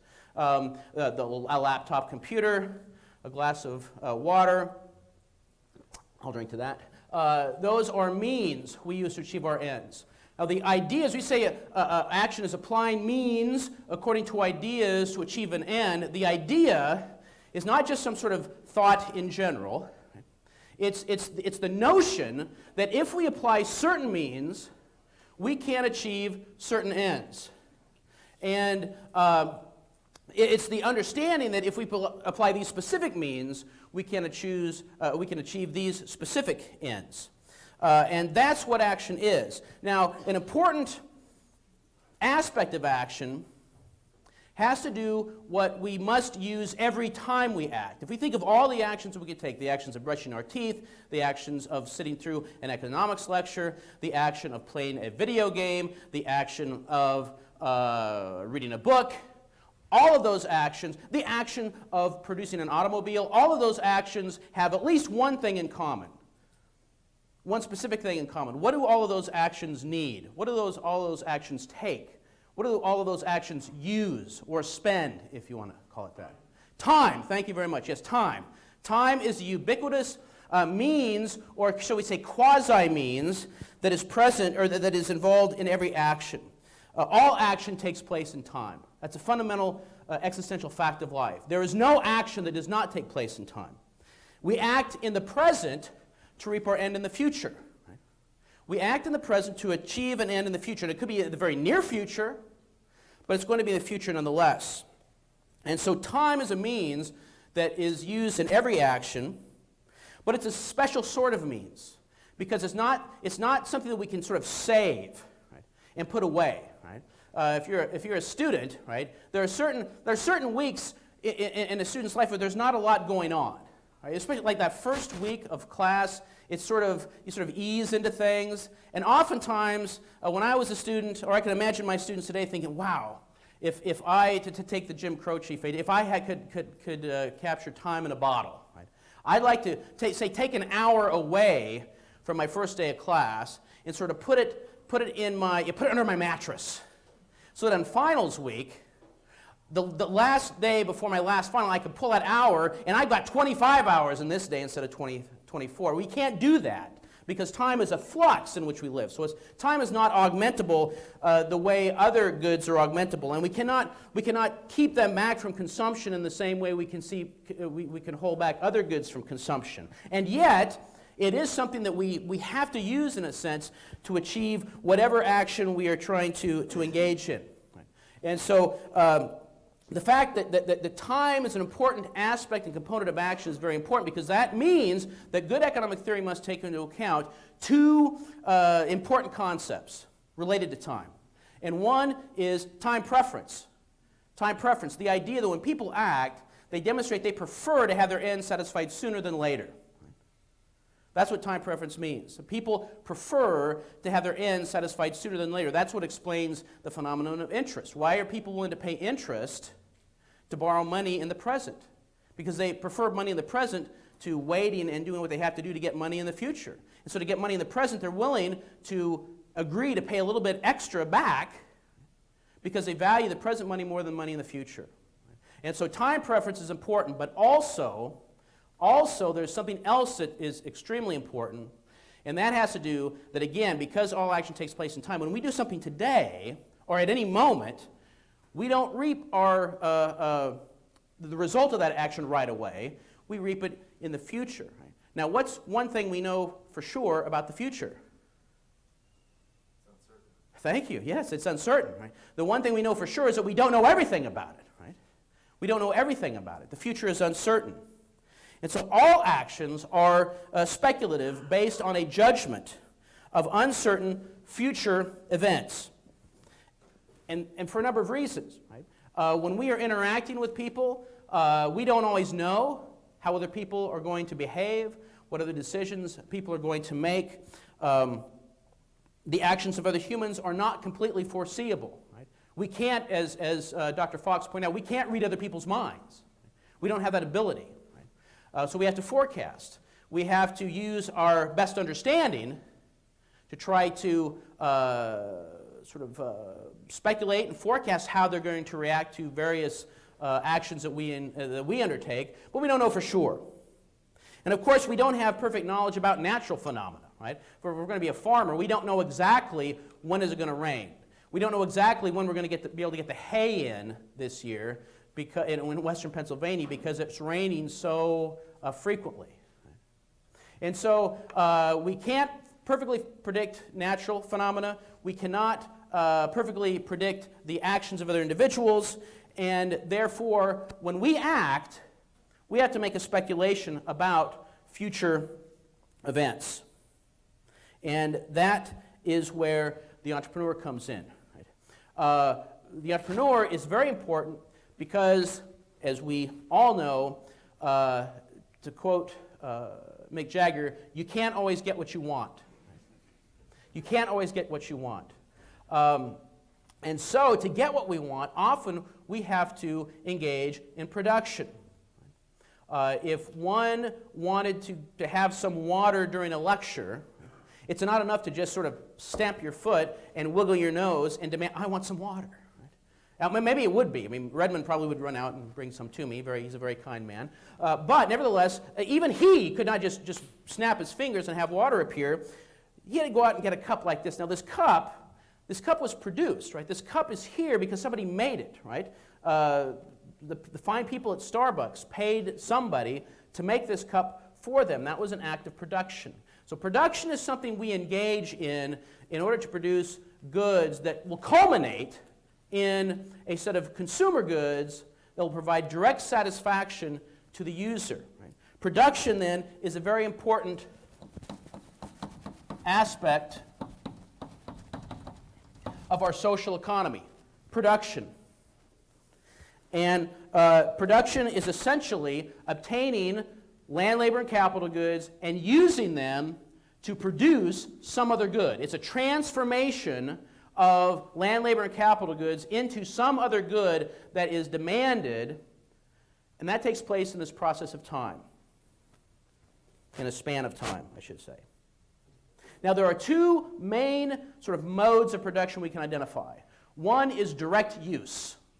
And does anybody know what would direct use production be? But production for use directly.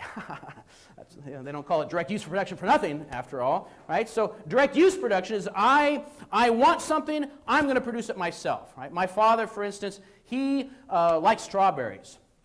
And so he planted a strawberry patch in his front yard. And this year it was very successful. And he wanted strawberries, he planted strawberries, he harvested strawberries. Who's eating those strawberries? He is, right? And his family, right? So his production was for himself, right? That aspect of his production was for himself. That's direct use production. Now that's the most common mode of production for more primitive societies, societies that tend to live hand to mouth. Right?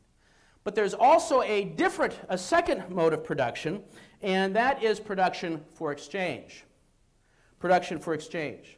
Now, production for exchange is the mode of production where people produce goods, not because they want to consume them themselves, but so that they can exchange them or trade them for other things that they want. This is the type of mode of production that we find in the market division of labor. The market division of labor, people specialize in producing particular goods or providing particular productive services that they are relatively good at in exchange for other goods that they really, really want, right? To quote the Spice Girls. To trade for the zig-a-zig-ah, whatever that is. I'll drink to that too. Now, the market division of labor, production for exchange, is the primary mode of more developed, more wealthier societies. And it's the most prominent mode because there are tremendous productive benefits. Right? No doubt most of you understand a little bit about the increased productivity we get socially from the market division of labor. People specialize, as each individual specializes in what they're relatively best at producing the good at which they are the low opportunity cost producer. Everybody becomes more productive, so we have more goods with which to trade with other people. And not only are the individuals better off, but we are socially better off. We are more wealthy. We have more goods that people can use to satisfy the needs and the wants of themselves and their families. So, but in the production for exchange mode of production, what is interesting, and one might even say tricky, is that production is oriented to what can be sold in the market. Production is not oriented towards the specific private desires of the producer for consumer goods. Production is oriented towards the market. People produce goods not because they want to consume them themselves, but because they think they can trade them to other people who want to consume them. Does anybody know who Richard Kruger is? Richard M. Kruger. He's president and CEO of Imperial Oil. I don't know if you've heard of that. Imperial Oil. It's a large petroleum company in Canada. Now, he oversees the production of 485,000 barrels of petroleum a day. I suspect not because he wants to use that much oil. No, he does that because there are other people who want that petroleum, and he can sell that to other people. Right? That's production for exchange. Now, as I said before, production for exchange has a great benefit because it allows for more specialization and an increased quantity and variety of goods. It allows for economic development. At the same time, however, production for exchange makes dealing with scarcity, in some sense, more challenging in a way, because producers do not know exactly what people want. Right? If I'm producing for use, my dad, he grows the strawberries. He's doing that because he knows what he wants. Right? He wants strawberries. And so there's a one-to-one correlation. But if you're producing for the market, producers don't know exactly what people want. So they must produce based on an anticipation, a forecast of what they think people want and what people demand. And because the means of production are scarce, it is in general in their interest to have the most efficient producers produce most cheaply. Because all land, labor, and capital goods are scarce, if we want to have the most prosperous society as possible, we don't want people to waste resources producing things that nobody wants. We don't want to pour resources in building an airport that nobody is using. We want to use those resources producing goods that people actually demand, that people actually want, that people actually will choose to use to satisfy their ends. At the same time, it is also in a society's general interest for consumers to be able to seek out the goods that they want at the lowest possible prices, so that they have more monetary income than that they can then also use to obtain other goods that will satisfy their ends. And so the price system is very important in coordinating this market division of labor. And that brings us to the one who is sort of the linchpin of the whole process, and that is the entrepreneur.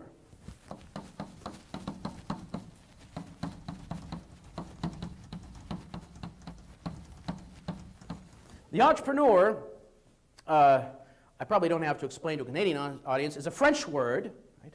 A French word that we use directly from the French, because literally the entrepreneur is one who undertakes production. Or if we wanted to shorten it, we just say he's the undertaker.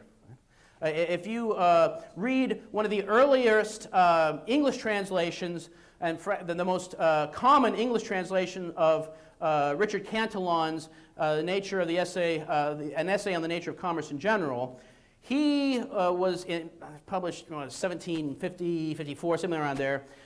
He is one of the first theorists that really focuses his attention on the importance of the entrepreneur, but in the English translation, rightly so, the whole thing, every time entrepreneur is used in the French, it's translated undertaker. It's the undertaker. Now, in English, at least in the United States, the undertaker has sort of negative connotations, right? Who's the undertaker? He's not the one that undertakes production, right? He's the one who undertakes corpses, right? He's the one who specializes in mortuary science.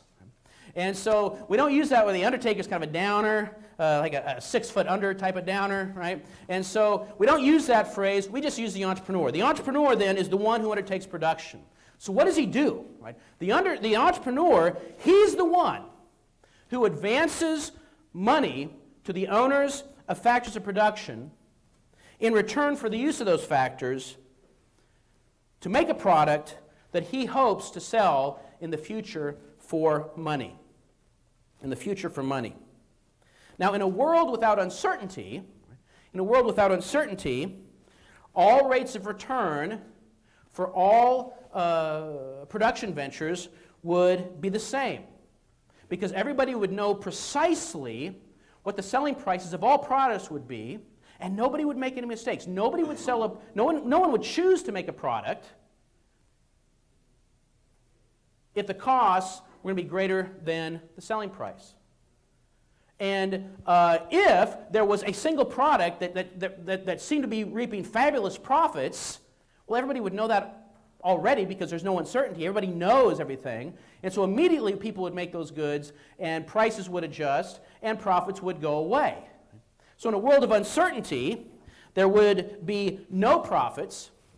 All factors would be allocated to their most valued and productive use, and the cost of production would equal the selling prices of goods, and there would be no profits, no losses, And that would be because of there being no uncertainty. But of course, we live in a changing world where there is uncertainty. And the differences between the price of the output and the sum of the prices of factors of production emerge again and again. Right? When a producer decides to try to determine, well, should I make a good or should I not? Right? He compares the price of the product, right, the selling price of whatever he's making, and he compares that to the sum, communist chalk. Compares that to the sum of the price of the factors of production. Right? And if the price of the product, he anticipates the selling price of the product is going to be greater than the sum of the price of the factors, well, okay. Then we produce because we're going to make a profit. Right? On the other hand, if the price of the product he foresees is going to be less than some of the price of the factors of production, he says, aha, if I make this, I will be a loser. And nobody wants to be a loser. And so he compares the value of the product with the sum of the value of the factors and makes those production decisions accordingly. Right?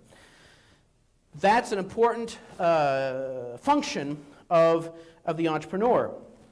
Now, we've already said that the entrepreneur then reaps a profit if he forecasts correctly. He doesn't know exactly what the price of this product is going to be. He has to forecast. Based on his understanding of the market, his market savvy, so to speak, and his understanding of what he thinks the market demand is going to be like in the future when the products are actually brought to market, he has to forecast what this price is. And if he forecasts correctly, if he forecasts the future state of market more correctly than his competitors, more correctly than anybody else, he earns a profit.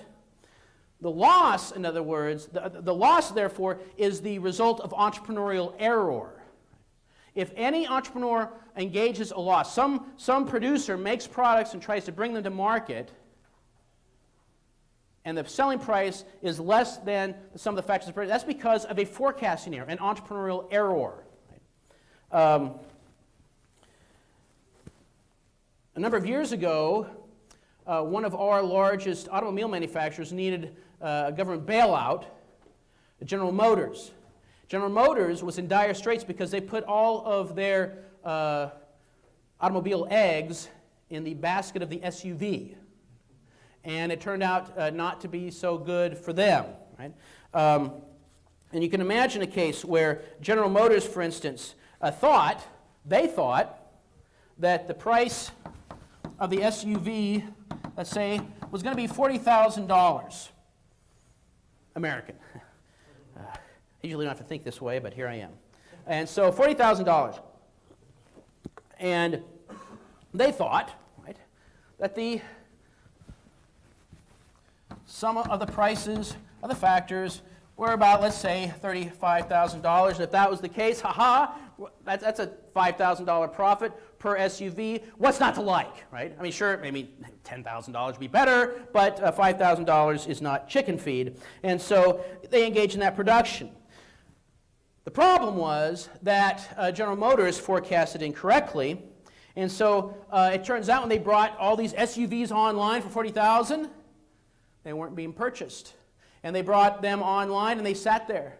And they kept coming. They kept coming like donuts out of the factory. And they kept and then they just sat on the retail, on the lots, started collecting dust, right? And if it's a black SUV, it really shows dust quite nicely. And people don't like that, and it's a bad scene. So what do dealers start to do? They start to lower their prices. They start to lower their price. And it turns out, right, let's suppose, that the selling price that people would actually pay for these SUVs was $34,500. So instead of making a $5,000 profit, right, the $35,000 is already costs incurred per item. Now they bring them to market. They can only sell them for $34,500. They're reaping a $500 loss on every single SUV. They are a loser. They're a loser. And for reasons similar to this is a very simplified, almost simplistic example. They were brought to almost financial ruin, except they were bailed out because they had friends in high places. I do not, by the way. Say Honda Civic, on the other hand. A Honda Civic, the selling price, say, is $25,000. It costs Honda $23,000 to produce. Honda is forecast correctly, and the price that they can sell their Honda Civic for actually is $25,000 when they earn a $2,000 profit. So it all hinges on how people forecast. Now, if everyone forecasted correctly, prices would immediately adjust, and the rate of return would be the same everywhere, so there would be no profit or loss, like I explained before, right? So profit, economic profit that's reaped by the entrepreneur, that is what we could say an ex post fulfillment, an after the fact fulfillment of an ex ante, or a before the production process forecast. The entrepreneur forecasts before he engages in production, then he engages in production, he produces the good, he provides it to the market, and if he earns a profit, he does so because his expectation, his forecast was correct. And so the actions of the entrepreneur, if nothing else would change going forward, the actions of the entrepreneur would actually work toward the elimination of profits and the elimination of losses. If investments in a particular industry are reaping profits, investment will increase. Entrepreneurs will direct their resources to those investments. Demand for factors will increase. Prices for the final products will increase. At the same time, the supply of the product will increase. The price of the selling product, the price of the product being produced will fall. And so the profits will start to shrink.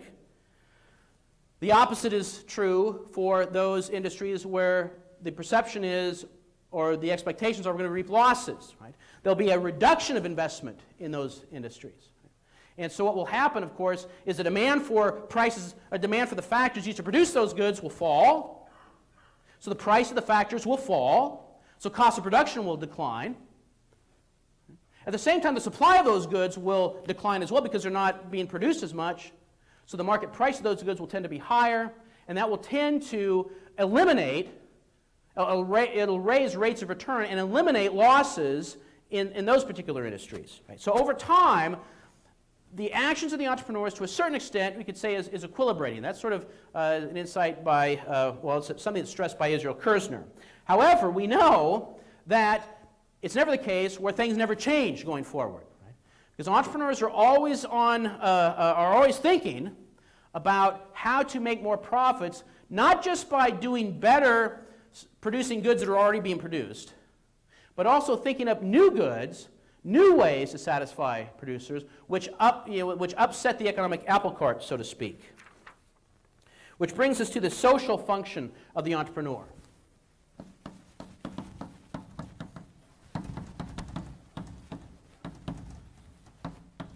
The social function of the entrepreneur. The entrepreneur privately seeks to reap a profit, and he does so by satisfying somebody else, his customer, better than anybody. Now, those are private benefits, the benefit to himself, the benefit to the customer. But this act of engaging in entrepreneurial production and activity opens a door then to a great social benefit, a benefit for the entire social economy. Because entrepreneurs reap profits by serving customers better, by anticipating where factors are more valuably used. And those factors are of greater value in a particular use because they're used producing a good that best satisfies demand. You know, the paper used to make this cup is used to make this cup because the cup manufacturer thought this is the best way to use this paper. This paper could be used a host of ways. Right? It could be used. The paper used to make this cup could have been used making napkins. Could have been made to use a collage, a paper mache display of Che Guevara. I'm glad it was not used for that. Right? I'm glad that the cup manufacturer said, you know what, we need to use this paper to do this, to make this cup. Right? the greater the entrepreneur directs factors of production to where they are most valuably used. And they do so because when they do so, they make a profit. Profits are signals that maladjustments are being met by entrepreneurs. It's a sign that entrepreneurs are taking land, labor, and capital goods and directing them to where they are more valuable. And we know that to be the case because when people use land, labor, and capital goods, let's say, to produce a cup, you think it's going to take paper, it's going to take machinery, it's going to take people, it's going to take a little bit of ink, it's going to take some packaging. All of those things could be used other ways. They could have been used other ways. But if the cup manufacturer can use those materials to make a cup and make a profit, that's a signal that, you know what? These materials are being underpriced relative to the value of the product being produced. Now, the entrepreneur that recognizes this, they're the ones who's going to act on it. They're going to obtain the use of the land. They're going to rent space. They're going to put up a building. They're going to put up a factory. They're going to get the paper. They're going to get a little bit of ink. They're going to get the packaging. They're going to hire labor that could have been used other places. And they are going to use them to produce something that is more valuable, and in fact so valuable in terms of people's demand. People demand it enough that they're going to pay a price significantly high enough so that the producer is going to make a tidy profit. And so profits are a signal that entrepreneurs are meeting the demands of consumers. And those entrepreneurs who are imprudent, those entrepreneurs that make unwise choices, they obtain ownership of land, labor, and capital goods to produce goods that they cannot produce and sell for a product, for a profit. Those entrepreneurs, they eventually will run out of capital funds. They will earn losses. And so they cannot recover even the operating costs of their production. Over time, their capital, their available financial capital for investment will shrink. And if they develop a track record of being a loser, are banks going to be willing to lend money to them? Well, unless they're a friend of Janet.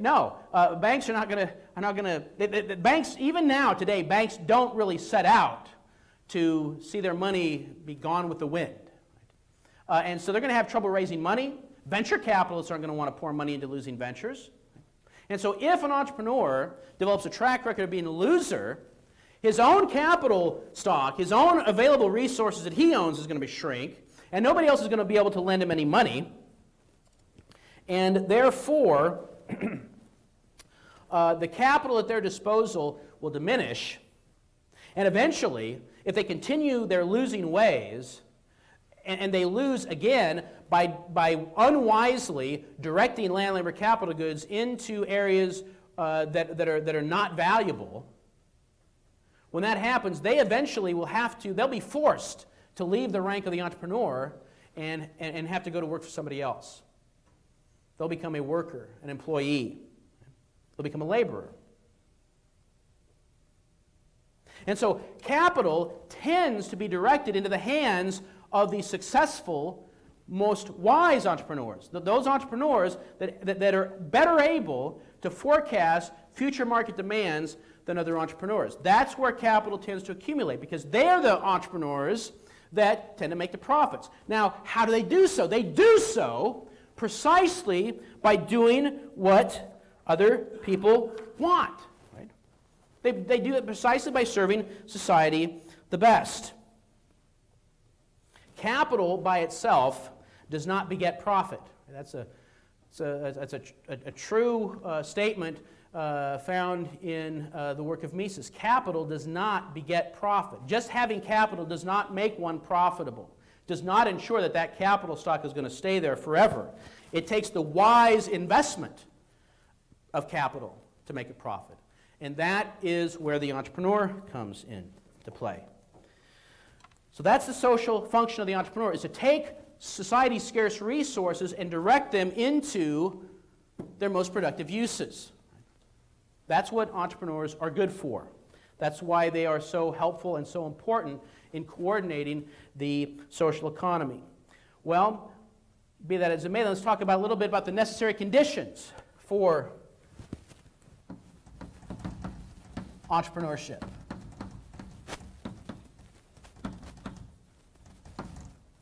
And by necessary conditions, I'm not really going to be talking about the psychology of the entrepreneur, the makeup of somebody, somebody's willing to take risks and that kind of thing. That's all true.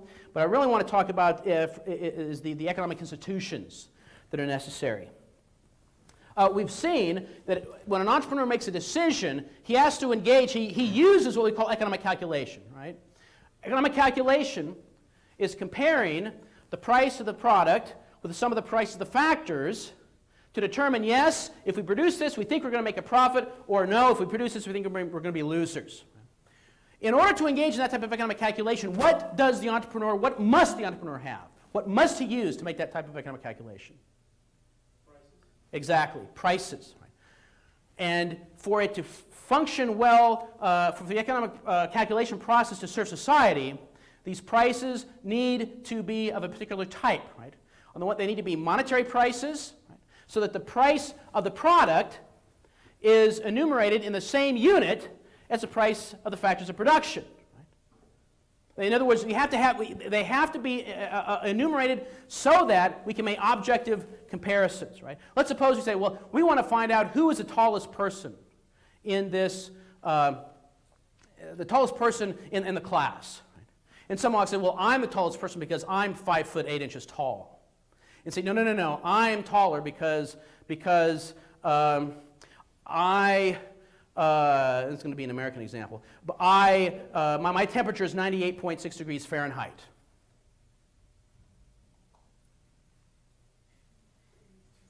Oh, really? Can we make that, is that a valid comparison? Can we make that type, is that going to help us establish who is taller? Or so, I'm taller, you may be 5'8", but I am 400 pounds. Is that going to? That's not a valid comparison. We cannot determine who's tallest in that way because those are different units. Right? The only way to make an objective comparison is you have to use the same units. So that, for instance, there's 40,000 and there's 35,000. They have to be the same units, right? If this is $40,000 versus 35,000 rutabagas, that's not very helpful. And so the prices have to be monetary prices. They have to be in terms of the same monetary unit so that entrepreneurs can make an objective comparison. And yet, monetary prices are not enough, right? A central planner can simply assign monetary prices, right? We can, the price of the SUV is 40,000 rubles. And we will say the prices of factors of production 35,000 rubles. It's a profit. Make SUV. Right? No, you can do that, right? That's no guarantee that that's an actual productive, wise use of our resources. No, the prices, not only do they need to be monetary prices, but they have to be voluntary free market prices. They have to be free market prices. Because only market prices are manifestations of people's subjective value. The subjective value that Dr. Fox just talked about. Free market prices are prices, they're objective amounts of money, but they are manifestations of the choices based on people's subjective preferences. So the market price system is that system that actualizes people's subjective values and allows them to express their subjective values in a way that results in objective amounts of money serving as prices so that entrepreneurs are able to make objective decisions to satisfy the subjective preferences that they cannot read directly. That's why in socialist economies there is no true economic calculation. In hardcore, pure socialism, there is no economic calculation because there's no real prices, because there's no real exchange. mean, if you're essentially a planned economy, the state owns the whole shebang. They own all of the factors of production. So that'd be like me saying, I've got this piece of chalk here, and I've got these keys here. Well, I'm going to exchange them. I'm going to put the chalk over here and the keys over here. Have I engaged in exchange? No. I've just reallocated resources among my person. That's not trade. Right? That's what things are like in a socialist economy. Even if one manager is told to trade rubber to a tire manufacturer. Right? That's not really exchange.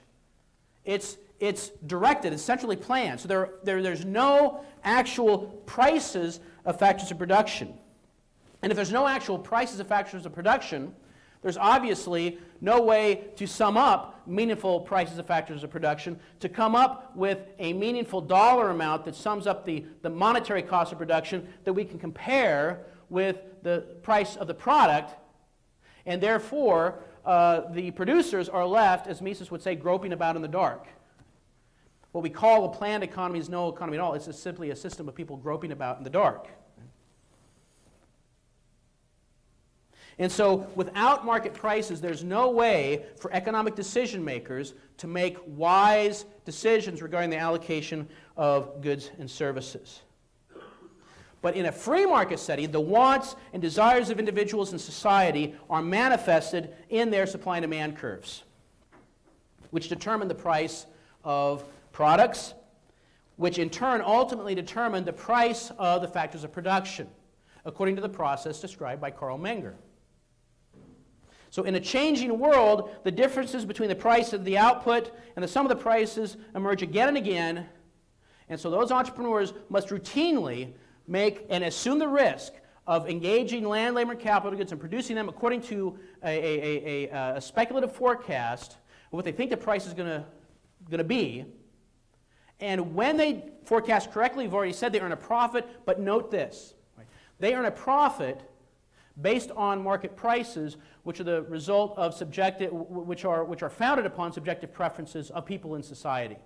So when an entrepreneur earns a profit, he earns a profit for doing precisely what people in society want him to do, or her to do. And so in a free market, the entrepreneur earns profits only by serving other people more correctly and more better, to use a unfortunate phrase, than anybody else. And so in a free market, there is no dichotomy between production for profit and production for use. That's the old communist criticism. In capitalism, goods are produced for profit, they're not produced for use. No. In a free market, goods earn a profit precisely because people want to use them. And so the entrepreneur is earning a profit by producing the goods that people want to use. But that's only in the free market. Now, in order for these prices to be free market prices, they have to be voluntary exchange prices. Right? Those prices are going to satisfy. Prices are going to be manifestations of subjective value only if people can voluntarily agree to trade or not to trade, to contract or not to contract. Or, to quote The Clash, should I stay or should I go? We get this type of voluntary exchange only in a society of private property.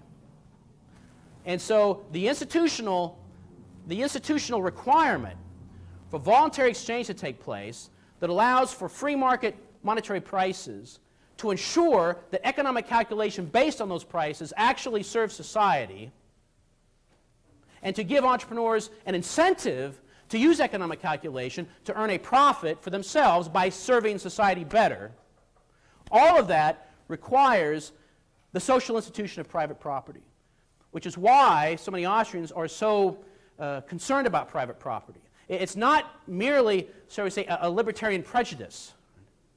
It is an understanding that if we want the benefits of the production for exchange, we want the benefits for the market division of labor for society, we have to have a way for entrepreneurs to coordinate this activity, and that can only be done well and to its greatest extent in a society that embraces defends and promotes private property. And I will stop there, and we have 2 minutes for questions.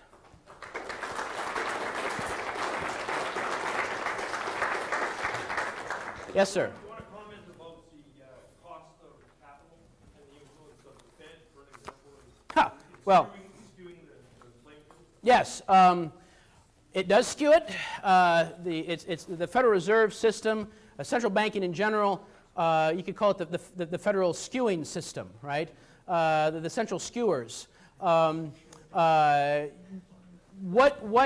the central bank does by increasing the money supply through credit expansion, backing up the banks, right? The banks create money out of thin air, ex nihilo, and they lend it to entrepreneurs. In doing so, right, to convince people to borrow this new money that they make out of thin air, they lower the interest rates, right? Because that's what you have to do to induce people to buy more stuff, is charge a lower price. So they do that. And of course, that sets in motion a process of malinvestment. That lowers interest rates. It makes longer-term investments more attractive. It makes all investments where you have to borrow money more attractive because it makes it look like suddenly projects that say that were unprofitable because, say, the rate of interest is 5% and you think your expected rate of return, say, is 4.5%. Well, if I borrow money at 5% and I'm only getting 4.5% return, I'm a loser every time. Who wants to do that? But then, of course, because the central bank inflates the money supply, it lowers the interest rate, say, to 3%. Well, suddenly this investment becomes profitable based on the economic calculation issue.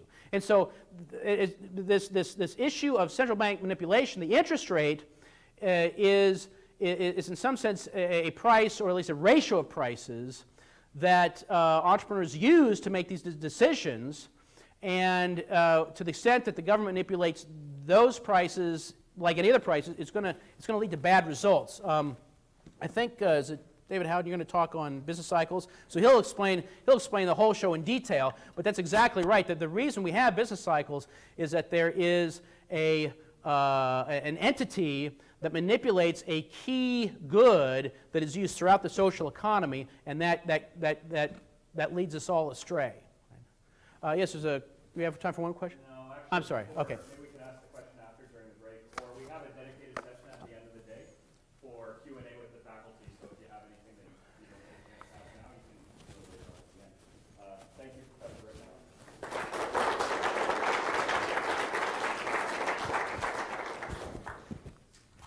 So we're going to take an hour break here for lunch.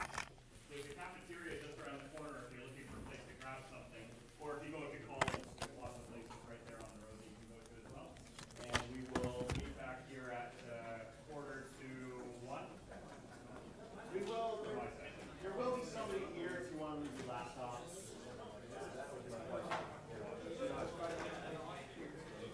Cool, that was great. I think for your next lecture, that's